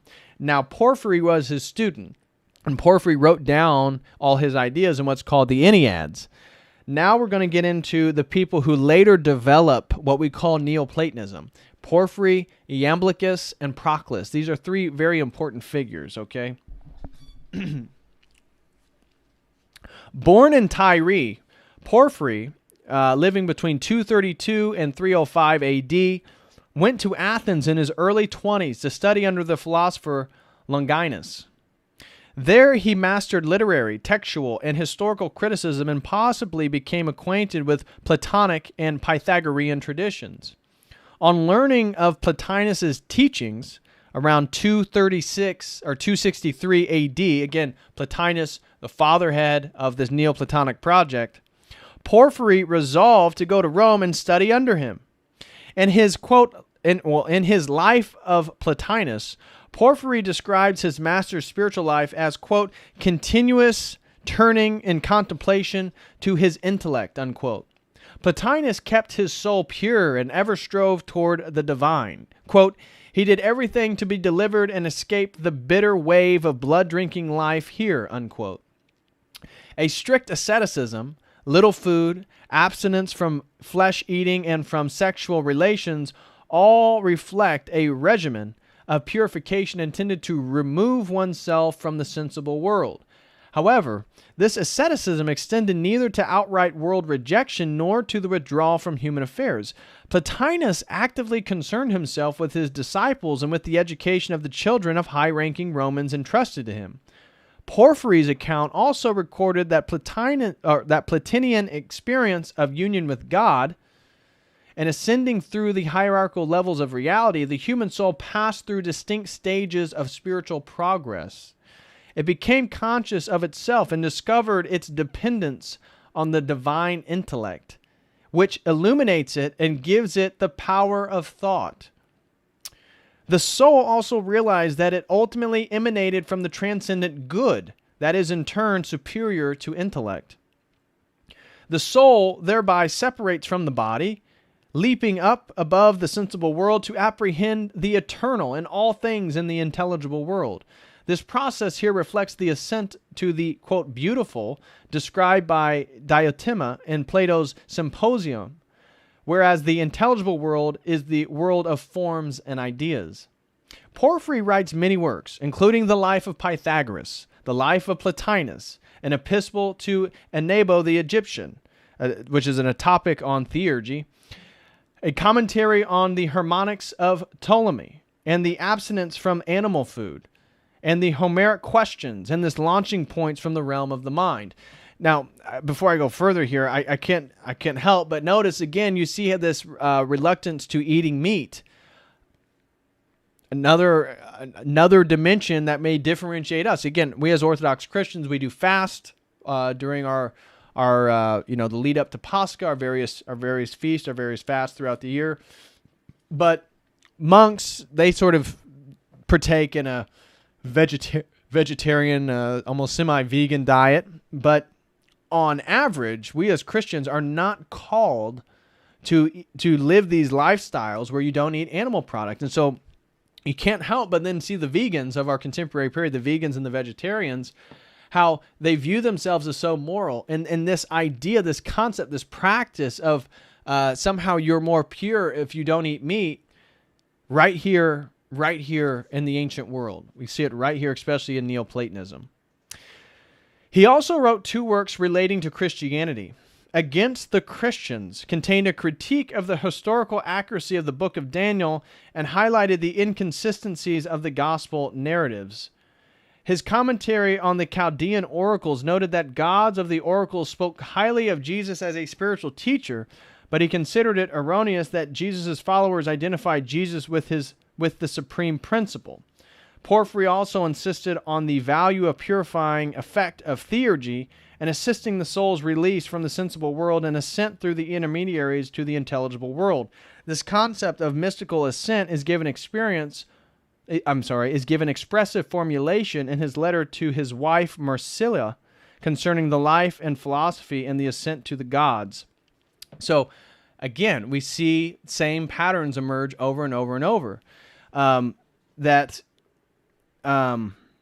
Porphyry, comes up with these sort of same. He has the same sort of whether Arianism or an Arian Christology, or even something moving towards akin to sort of New Age understandings. Maybe not fully the cosmic Christ, because he was critical of Christ being representative of the divine principle itself. But again, we see this consistency with these practitioners of magic, this resistance towards Christ. Now we're going to move to the next figure. So we've been talking about Porphyry. Now we're going to get into Iamblichus. Iamblichus, a disciple of Porphyry, was born in Chalix in Syria around 260 AD and died around 330 AD.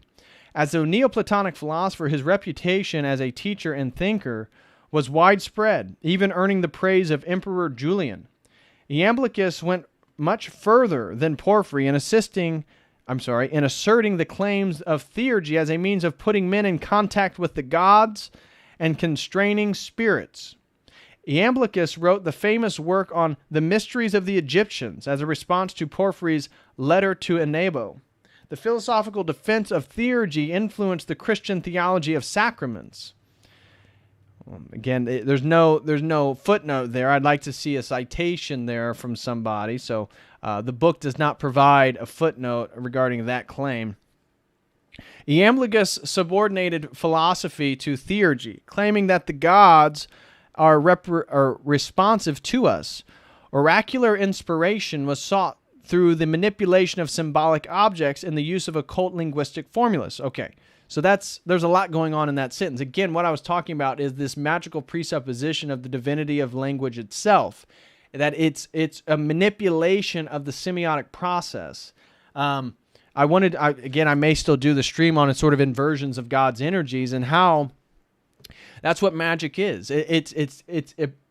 It's participating in the uncreated energy of language itself in numbers, and so then gematria, and then it's infusing that sort of divine energy with its own. It's taking that energy and using it for its own purposes to a degree.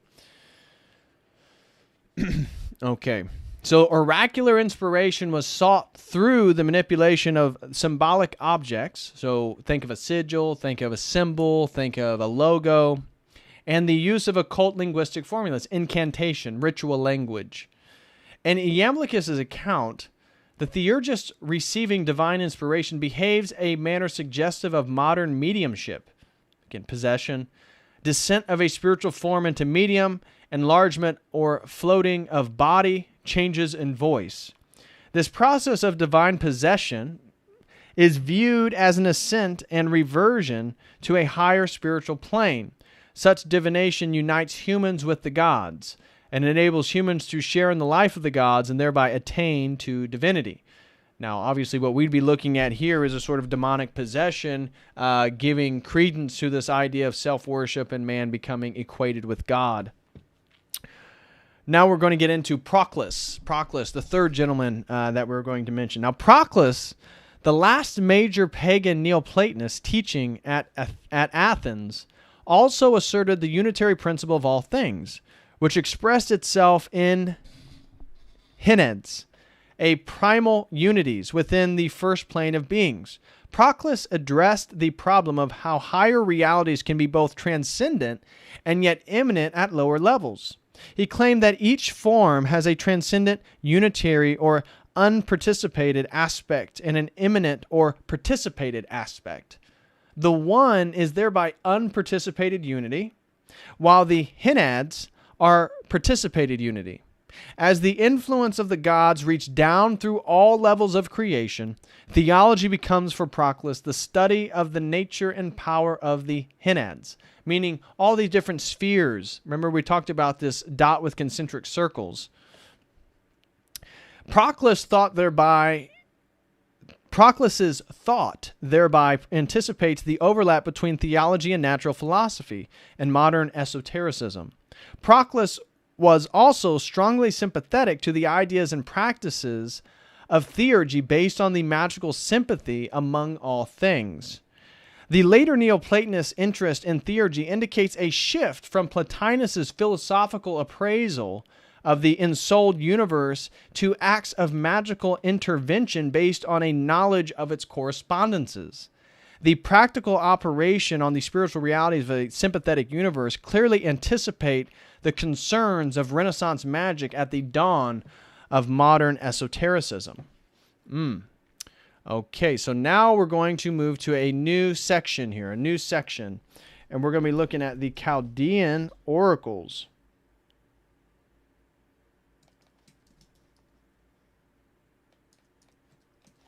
All right. Chaldean Oracles is now what we're going to be discussing next.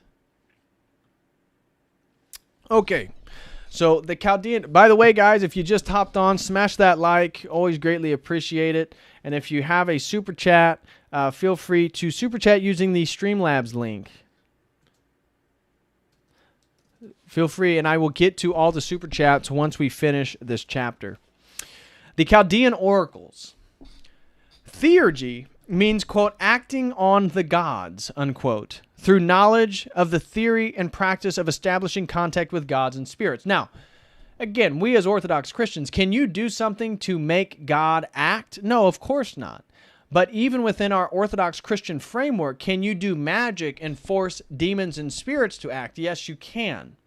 And so I've always found that interesting, again, within some of these magical worldviews, is that they believe they can like force the gods to act on their behalf. Now we would say, yeah, of course you can. That's how magic works, and you're really dealing with fallen spirits. That's not God. And yet in this theurgic Neoplatonic framework, again, more the Iamblichus, Porphyry, Proclus spirit, that it's all about theurgy. And again, like having control over these gods or spirits. This contact is achieved not only by raising or purifying our consciousness, but also through rituals, ceremonies, invocations, and material objects that will set in motion divine influences or conjure angelic and demonic beings into our presence. The Chaldean Oracles were a cardinal statement of ancient theurgy. Produced by Julian the Theurgist during the 2nd century AD in Syria, possibly through mediums, trances, this text elaborated a complex cosmology, including an ensouled or animated universe replete with spiritual and demonic intermediaries. Just as the Hermetica offered Hellenism an opportunity to philosophize the ancient wisdom of Egypt, the Chaldean Oracles represented a parallel project with the wisdom of Chaldea. Chaldea is a transliteration of the Assyrian name Chaldeu and was a Greek synonym for Babylonia. The cosmology of the Chaldean Oracles involves a hierarchy of planes, commencing with the first paternal intellect, absolutely transcendent, and the uppermost world of the supermundane light. This plane contains the intelligible triad of Father, the Magna Mater, or Hectate, and Intellect. Hectate acts as a channel for influences traveling between the intelligible and sensible worlds. Okay, so what we have here in these Chaldean Oracles is almost a prefiguring of a sort of Trinitarian structure. We have a beginning Father, paternal. Then we have the Magna Mater, or Hectate. This is the medium. This is the bridge between the, as it describes it, the intelligible and the sensible realms. Okay, so we, again, something akin to what we see Christ doing.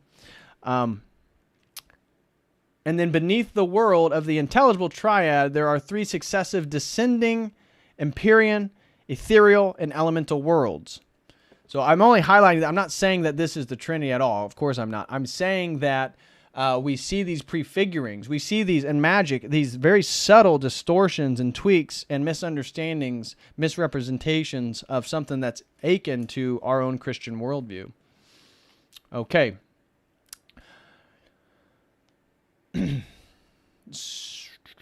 The oracles identify a second demiurgic intellect as representative of the divine power in the Empyrean world, a third intellect in the ethereal world, while the fourth or elemental world is governed by hyperzokos, or flower of life. The oracles describe the physical world as a prison from which the higher human soul must escape by shedding the body that the lower soul acquired on its descent through the stars and planets. Again, this is the same presupposition as Gnosticism itself, that we've erroneously, negatively have acquired these bodies. And that's a problem. That's a big problem. So we see the same thing in the Chaldean Oracles that's reflected in Neoplatonism, that everything that's good and spiritual is non-physical, that it's beyond matter. We're seeing the same thing in the Chaldean Oracles that we'll then read in Gnosticism itself, right? That the oracles describe the physical world as a prison, from which the higher human soul must escape by shedding the body that the lower soul has acquired on its descent through the stars and planets. Asceticism and theurgic ritual will free the soul from the astrological bonds of fate and protect it from the demons that fill the space between the gods and the mortals. The oracles describe rites that call a god down into a statue or into a human medium in order to help the human soul escape its bodily prison and rise up to divinity. So again, it's use of spirits we would consider demonic spirits. Porphyry and later pagan Neoplatonists esteemed the oracles. Porphyry collected the oracles in a work, since lost, titled On the Philosophy of the Oracles. Iamblichus and Proclus also wrote elaborate treatises on the subject. Syrianus wrote a symphony, unquote, or Orpheus, Pythagoras, or quote, a symphony of Orpheus, Pythagoras, and Plato with reference to the oracles. In his treatise on providence, Heracles sought to harmonize the oracles with the doctrine of the theurgists and the philosophy of Plato. Okay, so you can see, you're not going to be able to see it too much, but that's the sort of, there's a chart trying to outline the Chaldean oracle understanding of the cosmos. But we see, again, a continuing theme that matter is dirty, matter is bad, that things that are spiritual are beyond the physical realm. Okay, so here is Gnosticism. Now we're going to get into Gnosticism. Gnosticism. Let me make this a little bigger for you guys. Gnosticism. Okay. Gnosticism. And so for those of you who don't know, just a quick little rundown. So Gnosticism, these counter heretical forms of Christian understanding. Again, right here in the Nag Hammadi, got the Nag Hammadi library right here. I should do a stream rereading the Gospel of Thomas and doing an Orthodox deconstruction of it. That'd be a good video right there. So Gnosticism has a totally different cosmology than what we as Orthodox or traditional Christians would understand. Gnosticism believes the Old Testament is a different God than the God of the New Testament. Gnosticism believes that the God of the Old Testament is the sort of horrendous, monstrous product of a wisdom deity named Sophia.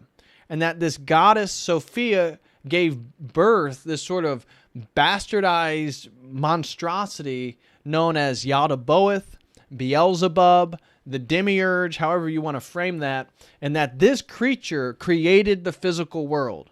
So this is Gnostic cosmology, that Beelzebub, Yaldabaoth, the demiurge, it created the physical world, and this is why the physical world is innately, by definition, bad, bad, bad. Nothing can come good. Nothing good can come from the physical world in the Gnostic worldview. So, therefore, in Gnosticism, the point is to attain the power to actually be released from the physical world, to escape the physical world. And so I believe this is also a similar yearning of these transhumanists.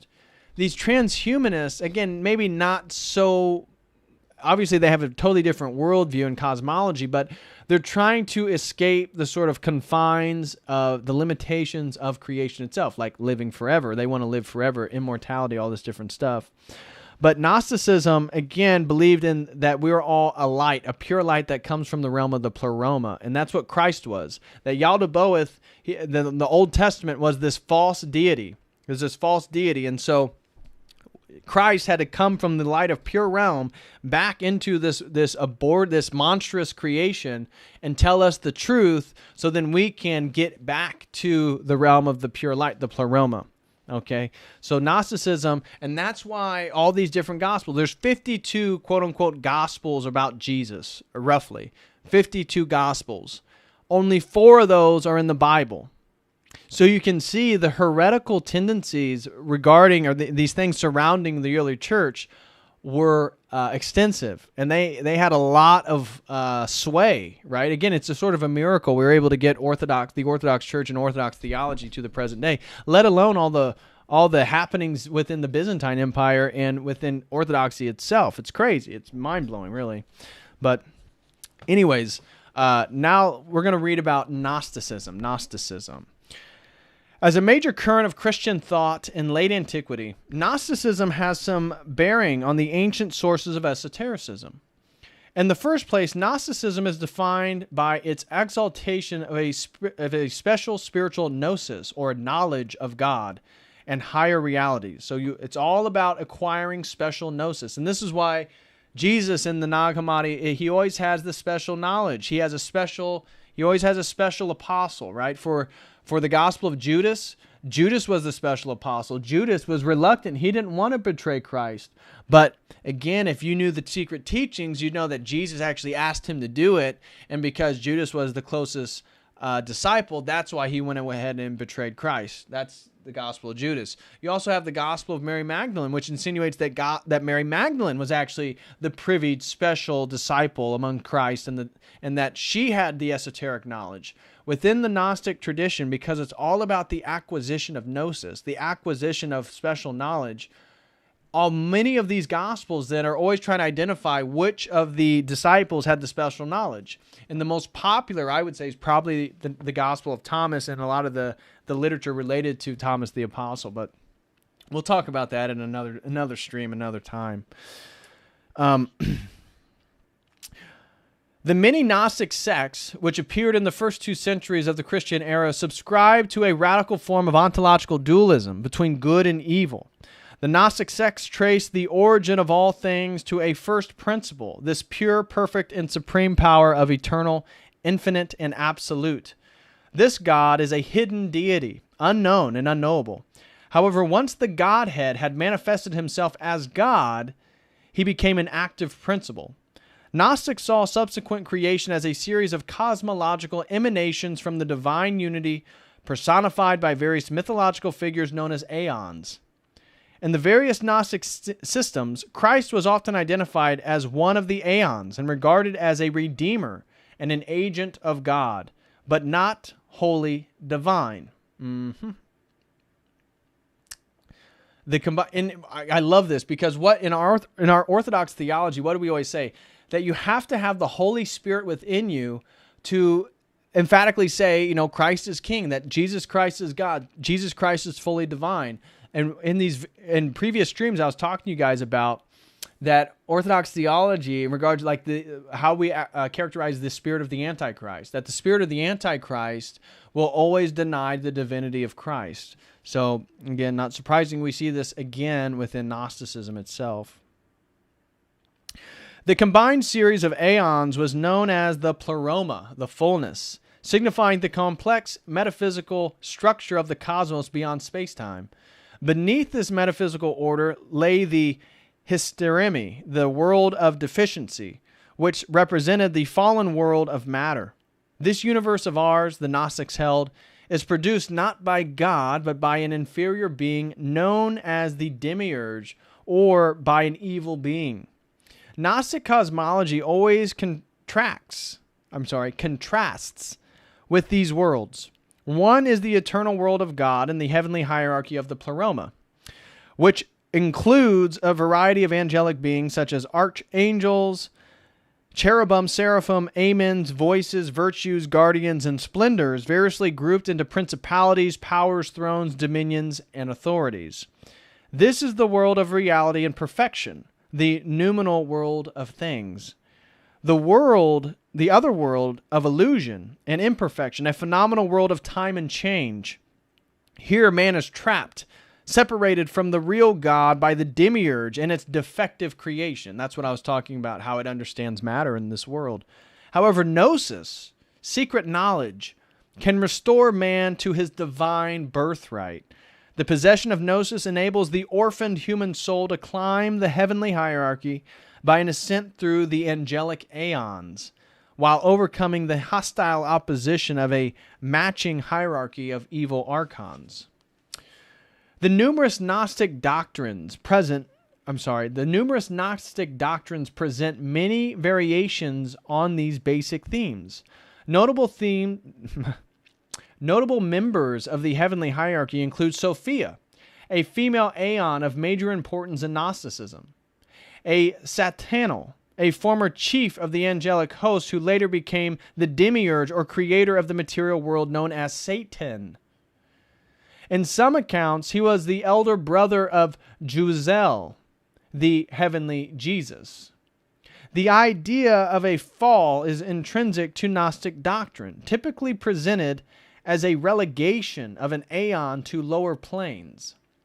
Satan fell through pride, Sophia through curiosity, and Adam through disobedience. The Gnostics also identified Jehovah, the God of the Old Testament, as the demiurge and hostile to the supreme God. The Gnostics decried the Hebrew deity as merciless, angry, and jealous God who severely chastised his people for minor affronts and showed no mercy or love. In general, the Gnostics rejected the Old Testament as a Jewish bid for theological monopoly. And so, I find it so interesting. You can hear these same Gnostic yearnings about the Old Testament, about the Old Testament God, about their hermeneutics and their ability to extract truth from it as the New Age. You can almost picture a liberal woman saying the exact same thing about, the Christians, that Old Testament stuff, well, that God is angry and he's jealous and he has all these terrible attributes. Well, that can't be God. That's what I loved. Again, that's why I wanted to do this stream, is like, the more you learn about these ancient traditions, the more you learn about history, the more you see it continue to recapitulate itself in the present moment. You can put the pieces together that are right in front of us around in this world. And so I just love it that this Gnostic theology, the Gnostic rhetoric of the Old Testament, is basically the same thing that you'd hear some New Age woman say. While intricately involved with Egyptian mythology, Chaldean magic, and Jewish mysticism, Gnosticism essentially reflected a myriad of heterodox Christian beliefs that stressed Christ's importance in human salvation. There are extensive Gnostic speculations on the divine and human aspects of Jesus, his ancestry and parentage, and the virgin birth. Apocryphal Gnostic Gospels describe incidents in his childhood. Again, you can find things like, I believe it's the, I forget which infancy gospel it is, but one of them, again, shows Christ where he takes dirt and he molds the clay into the shape of a bird, and then he breathes life into it and it flies away. So we see right there imagery of him emanating the Holy Spirit, connections with the Holy Spirit, sort of a pneumatological understanding. Some of the infancy gospels are really strange, and I mean, I'd be lying if I didn't say they're interesting to read. So, the apocryphal Gnostic texts describe incidences in his childhood. Certain Gnostics denied the incarnation, reasoning that Christ was a divine, eternal, and perfect being. He could not have become flesh, as matter was evil and impure. Others denied that Christ could assume any aspect of human nature. Sound familiar? As this, too, would imply imperfection and deficiency. Exactly, because again, we're matter, and that's bad in this context. Other Gnostic writers suggested Jesus was a good man, and whom Christ, the Logos, capital L, became incarnate at the moment of his baptism by John. That's another one, that he's not God until the baptism. Still others question the crucifixion as an illusion or the fate of a substitute and rejected its theological importance. Also, this idea that Jesus of Nazareth becomes the Christ at the point of his baptism, this is within the New Age cosmic Christ worldview. That's exactly what they believe, right? So you can see the New Age embodies so many of these Gnostic heresies, that just like this idea where you have Jesus of Nazareth and he's just a human, and then at the point of baptism, oh, now he attains Christ consciousness and now he's the divine person, all this different stuff. Same thing. Same thing. Gnosticism attributes an important role to man in the cosmic scheme. According to the Gnostics, man is a dual being. He possesses an immortal soul imprisoned in a physical body. Man's true home is the higher world of light in the pleroma. But as a result of the fall, he is enmeshed in the snares of an impurity of matter. Man is thus a unique mixture of spirit and earth.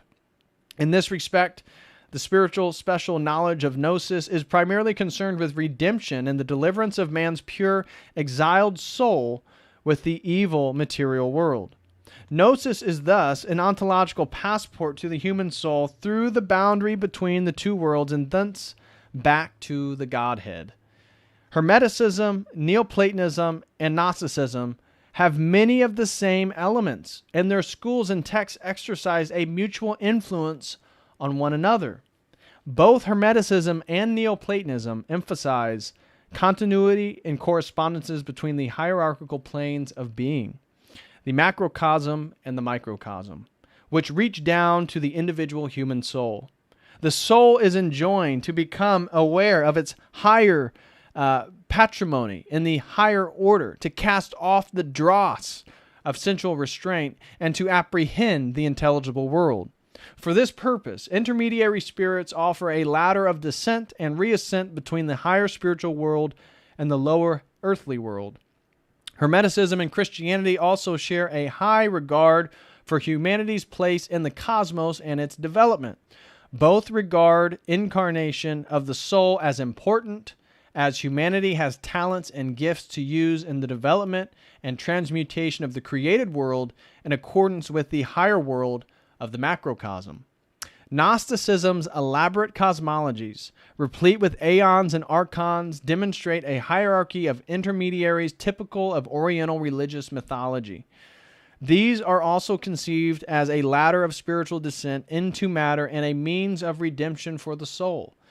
Gnosticism's chief legacy is the esoteric tradition consists in the rich variety of intermediaries which throng the pleroma.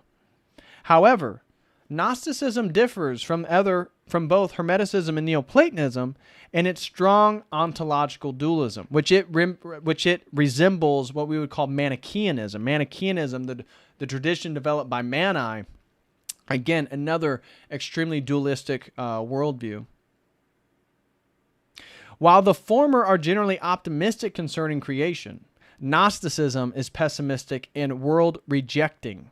Gnosticism regards the soul as an alien exile in matter, exaggerates the huge gulf separating the soul from the true God, and thus paints a tragic and humiliating image of humanity on earth. The Gnostic negation of this world is essentially at odds with the esoteric principle of continuous correspondences between the macrocosm and the microcosm and the fundamental goodness of God's creation. All right, and so that concludes today's lesson. So today's conversation regarding the ancient roots of Western magic, we just read the ancient Hellenistic sources of Western esotericism, again, of which we read about Hermeticism, Neoplatonism, how Neoplatonism developed from Plotinus to Porphyry to Iamblichus to Proclus, and how it slowly but surely became more and more of a religious framework opposed to Plotinus's original, more philosophical. And we saw many of the same elements within Hermeticism that kind of reflected many Orthodox theological understandings and how they mimicked even terminology like nous. Now, they understood it much more in the Neoplatonic sense than the way that we've re-Christianized it and made it something entirely different. But anyways, that concludes today's stream. Again, if you're interested in the historical overview of the field of Western esotericism, that is available over at the website for members. So if you would like to watch that video, you can go over to the website and become a member. I would greatly, greatly appreciate that. All right, so now let's check out some of the super chats. Looks like we got 2 super chats. The first one is Luchador1764. Luchador1764 donates $5. Thank you so much, Luchador1764. He says, do you know anything about the genuine Orthodox Church of America? Is it generally more uncompromised like Rokor or more compromised like the Greeks? Yeah. So, Luchador, good question, important question. Now, I'm going to speak generally, and then I'll speak specifically. So, generally speaking, the OCA, the Orthodox Church of America, tends to be more progressive. If you look at BLM and you look at the summer of 2020 and what we saw going on with all the riots, what we noticed is that the OCA sent out a very, very sympathetic email to the BLM and the pro-communist, anti-Christian, anti-nuclear family movement. So that is very, very concerning. However, I know of particular OCA parishes that are very, very based, and so it depends on the priest. There's one here in Indianapolis. Again, shout out to Constantine and Elena. It's a Romanian OCA parish, and it's a wonderful, wonderful church. I love going. I was just there yesterday for a wedding. Shout out Matt and Tori. Congratulations to many years. And it's a great parish. It's an OCA parish, and they were not where. Well, yeah, it's an OCA parish. And let's just say that priest, he's a very good gentleman. I highly respect him. So I would say it depends on the parish. OCA, generally speaking, though, is much more akin to the Greek church. We just saw the Archbishop of the Greek church. Of course, he marched with BLM last year. Big promoter of the vaccine, big promoter of masks. And then the big news in the last few weeks is he did a liturgy over at an Episcopalian church. So that's very ecumenical. Again, this is not something we do as Orthodox, that the Archbishop of the Greeks did that and did it at a church that marries homosexuals and is noted for its promotion of homosexuality. So but that does not mean that there aren't great Greek churches or great Greek parishes or great Greek priests or great Greek parishioners. All of those can be true. So when we talk about the strange context of the jurisdictions within America, you really got to go by a parish basis. However, generally speaking, yes, OCA is much more progressive than we would like. It's and you almost kind of expect it. I mean, would you expect the Orthodox Church of America to be more based than Rokor? I mean, you'd hope. I would hope it would be, but it's definitely not. So that's really unfortunate. So Luchador1764, again, I appreciate your $5 donation. Do you know anything about the genuine Orthodox Church of America? Yeah. The OCA Church, again, I've been to some good ones, but generally speaking, they are going to be more like the Greek Church than Rokor. And to a degree, one of the things that I think why Rokor has stayed so conservative and so traditional is that it doesn't have all the money. If you talk to a Rokor priest, generally speaking, they have to work a 9-to-5 job. They are there to be a priest because they believe in the theology. They believe in the church. They're there for the sacraments. They're there for the parish. And so Rokor doesn't have all this money that the Greeks have. You look at the wealthiest Orthodox church in America, and you find the Greeks. And the Greeks have all this money, and the Greeks are super cucked and super progressive. Well, Orthodox Church of America has quite a bit of money. You look at the church, the jurisdiction that has the least amount of money, probably Rokor, and they're the most traditional. They're staying open during the mask mandates. They're not mandating masks. They're trying to uphold the theology. So you can't help but think that somehow the money has really tainted American Orthodoxy in our various jurisdictions. It's a sad reality, but I think it is a reality. So So thank you very much, Luchador1764, for your $5. I hope, again, that answered your question. God bless you in your journey. I hope you continue. Again, even if you have an OCA church that's close, go to it. Talk with the priest. Find out. Maybe it's a great parish, even though it's in OCA. Go, even if it's a Greek church, go talk to the priest. Sometimes you can find great Greek priests in great Greek parishes. It's just, unfortunately, generally speaking, those jurisdictions are going to be more progressive, more liberal, more cucked. So, but again, there's always exceptions. Next super chat is from the Lone Slav. The Lone Slav, thank you very much, brother, for your $10. He says, "Hey, Patrick, great stream and content as usual. I moved to Berkeley recently from Santa Cruz. You said you lived here.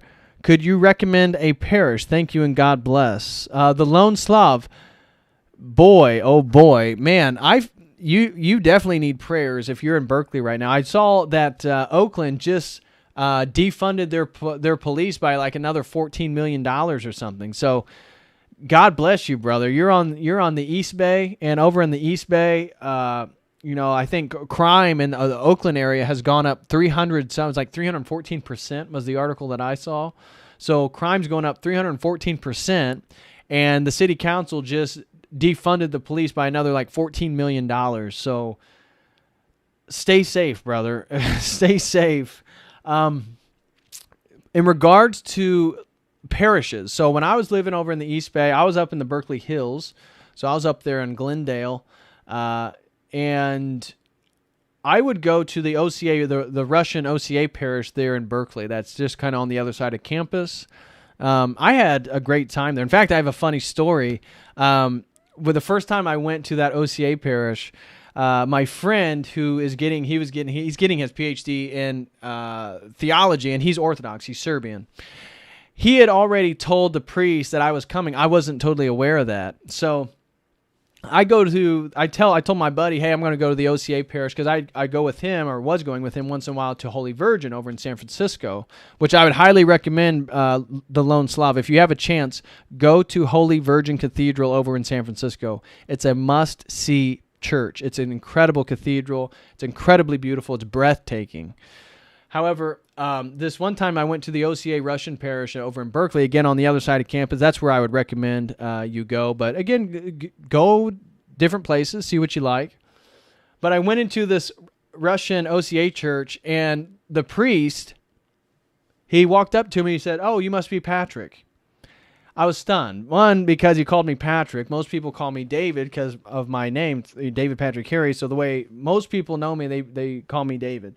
Those people who know me personally call me Patrick because my dad's name was David, and I always grew up going by Patrick. So when I played sports or whatever, it was always Patrick Harry. David was always sort of like the professional name. So the priest knew my name, and I was kind of startled by that. What the heck? How does he know my name? And then he told me eventually that my buddy called him. So I stood out like a sore thumb. I did not know when to cross myself. I didn't know how to do anything at that OCA parish. And I had been reading quite a bit of theology at that point. I already done a whole semester on theology. And then this was like the next, this was probably like 6 months later. And so now Orthodoxy had been weighing on me. This whole Logos thing had been weighing on me. So I go to this particular parish, and a lot of it is in Church Slavonic. So most of the service was in Church Slavonic. And at the end of the service, the priest calls me up to receive a blessing. So I walked up there and received a blessing. I kissed the cross. He said, "Okay." I think he asked me a question or two, and then he called some young man. He said, I forget so and so's name. I apologize." He said, "Come here. Can you show Patrick around?" And lo and behold, who it was Father Josiah Trinum's son. He was there at Berkeley University. I think he was an engineering student or a biology student or something. So it was so funny because at that time I had been watching a lot of Josiah Trinum stuff because he's a native English speaker, and sometimes you get tired of reading all the subtitles and all the Orthodox online world, right? So I was consuming a lot of Josiah Trinum stuff, like a lot of it. And it was such a coincidence, such a synchronicity, such a providential occurrence that his son was the one that when we went to coffee hour and all this stuff afterwards, kind of showed me around the parish and we hung out. Really, really nice guy. Again, God bless you. I'm sorry if I forget your first name. Again, Father Josiah's got like 11 kids, 10 or 11 kids, I forget. But very impressive. The guy was very well spoken. He was a very smart young man. He was tall, blonde. But yeah, that was a funny occurrence because at the time I was consuming so much of Father Josiah Trenum's stuff. But yeah, anyway, so, okay, back to the question, the Lone Slav. I would recommend that parish. I had a good time. It was very welcoming. The priest was very nice. He gave me his card. We sat down. We talked about Maximus the Confessor and all this different stuff during coffee hour. And so he was a really nice guy. You could talk with him and have a good time. So I would recommend that one. That's where I ended up going most of the time in Berkeley if I didn't go over to Holy Virgin. So I went over to Holy Virgin Cathedral as much as I could because if you go there for, the Lone Slav, go to Holy Virgin at least for one Divine Liturgy. Now, you're going to stand there probably for 3 hours plus. They don't, it's not a short service by any means. And it's going to all be in Church Slavonic, so it's all going to be Russian. But the singing is so beautiful. The choir is so beautiful. The church is so beautiful that you need to at least experience one Divine Liturgy over at Holy Virgin. It's really, really good. It's really good. So I would recommend that, Lone Slav. Again, thank you very much for your $10. Please stay safe, brother. I think the crime wave and the chaos over in East Bay, or really all the Bay Area, it's getting ready to ramp up, brother. So stay safe. Stay safe. Last super chat is from Truth Eli. He donates $5 and says, great and timely stream. Hope you're doing well, brother. Well, thank you so much, Truth Eli. I'm glad that you appreciated the subject matter and you enjoyed today's stream. I am doing great. I am doing great, man. Just living my life, working, making these streams, doing my reading, doing my research, lifting my weights, eating my steak. Same old thing, different day, man. I love it. Maybe other people find it boring, but I love it. It's the cards. It's the life that I chose. But thank you very much, brother, for your well wishes. I hope, again, Truth Eli, I hope you are doing well. Hope everybody in the live chat and who's still watching, I hope you all are doing well. So thank you guys very, very much. I don't see any more questions. I don't think there's any more super chats, or does anybody have anything in specific they'd like to talk about? Feel free. Again, guys, if you'd be interested in setting up a one-on-one, please click this link right here that I'm sharing in the live chat. Again, if you want to talk about theology, philosophy, magic, doing whatever, goal setting, fitness, diet, whatever you want to talk about, feel free to set up a one-on-one. Always down for that. And also, if you'd like to see the second half of this video that's already posted over at the website, please use this link right here and become a website member. You can also have access to my Trad Forum speech over at Argos, Indiana with E. Michael Jones, Michael Witkoff, Michael Sisko, and Luke Kindrat. Had a great time there. And guys, don't forget also that Father Deacon Dr. Ananias's, that Orthodox Montanica. Let me pull that up, Orthodox Montanica, real quick, and share that link with you guys. I'm going to have Father Deacon is going to come on here soon. He was very, very busy this week, so wasn't going to be able to make it this week. But he probably will come on next week, and we're going to be talking about the importance of doing apologetics, all this type of stuff. So here is the link, guys. Now I'm going to share this for you. The Orthodox Montanica event. This is going to be so much fun. I hope you guys can make it out. Again, this is an event with Jay Dyer, myself, Michael Witkoff, Brother Augustine, and then Father Deacon Dr. Ananias. Will be giving speeches regarding Orthodox defense. Again, it's 30 days, 19 hours, and 35 minutes. This is on that. Would love to meet you guys. It's going, again, like I said, it's going to be a great time. We're going to be getting into Orthodox apologetics, defending the tradition to contemporary threats. I'll be talking again about magic and psychedelics. staying in my wheelhouse. I think I don't exactly remember what Dyer's doing. I think he mentioned maybe something with Islam. I know Father Deacon Doctor is going to be talking about science and scientism again, and his apologetic defense of orthodoxy. And I think Brother Augustine will be talking about Freemasonry and the occult. And I think Father Deacon has already lined up a few priests as well. So, again, tickets are going fast. We're probably already over 40 tickets. Right now, there's only 100 tickets. And some of those are already claimed. So we may only have like 70 tickets. And from my understanding, we're already about at 40. So it's only been open less than a week. Half the tickets are already purchased. If you are in the West Coast or you'd be able to make it to the Montana event, I would highly recommend checking that link out. Again, it's right there in the live chat. It's the Orthodox Montanica event, answering modern challenges to orthodoxy. It's going to be a lot of fun. And again, it's always great to meet people in person. So, anyways, guys, I'm going to hop off here. Thanks you, everybody, for the support. Let me give a special shout-out again to Luchador1764. Thank you very much for your $5, brother. Shout-out to the Lone Slav. Stay safe in the East Bay, man. Stay safe in the East Bay. Berkeley is not a place I'd want to be right now. Thank you for your $10. And then shout-out to Truth Eli. Truth Eli, thank you so much for supporting the stream, brother. Always appreciate it.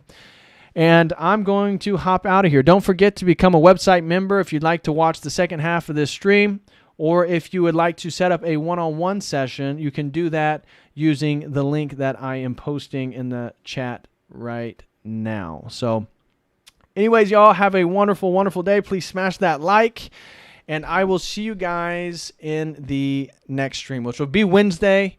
Again, if you guys have stream topics too, always let me know in the comments. I'm either going to do one on Gnosticism, or I'm going to do one. I planned on doing one on Timothy Leary. I feel like not enough people know the story of Timothy Leary, and so one of the things I want to start doing. Obviously, I have to watch out for the copyright claims when I do streams and show videos on YouTube, but I'm going to start doing all those on my website for members. So I'll have a video with Timothy Leary with all these different videos of him talking about different things, so I can avoid copyright. And then the public video will be me sort of giving an overview of his life and all that stuff. So you can probably expect that Wednesday, or I'll do something on Gnosticism. We'll find out. So anyways, guys, thank you for being here, and I will check you guys out next time.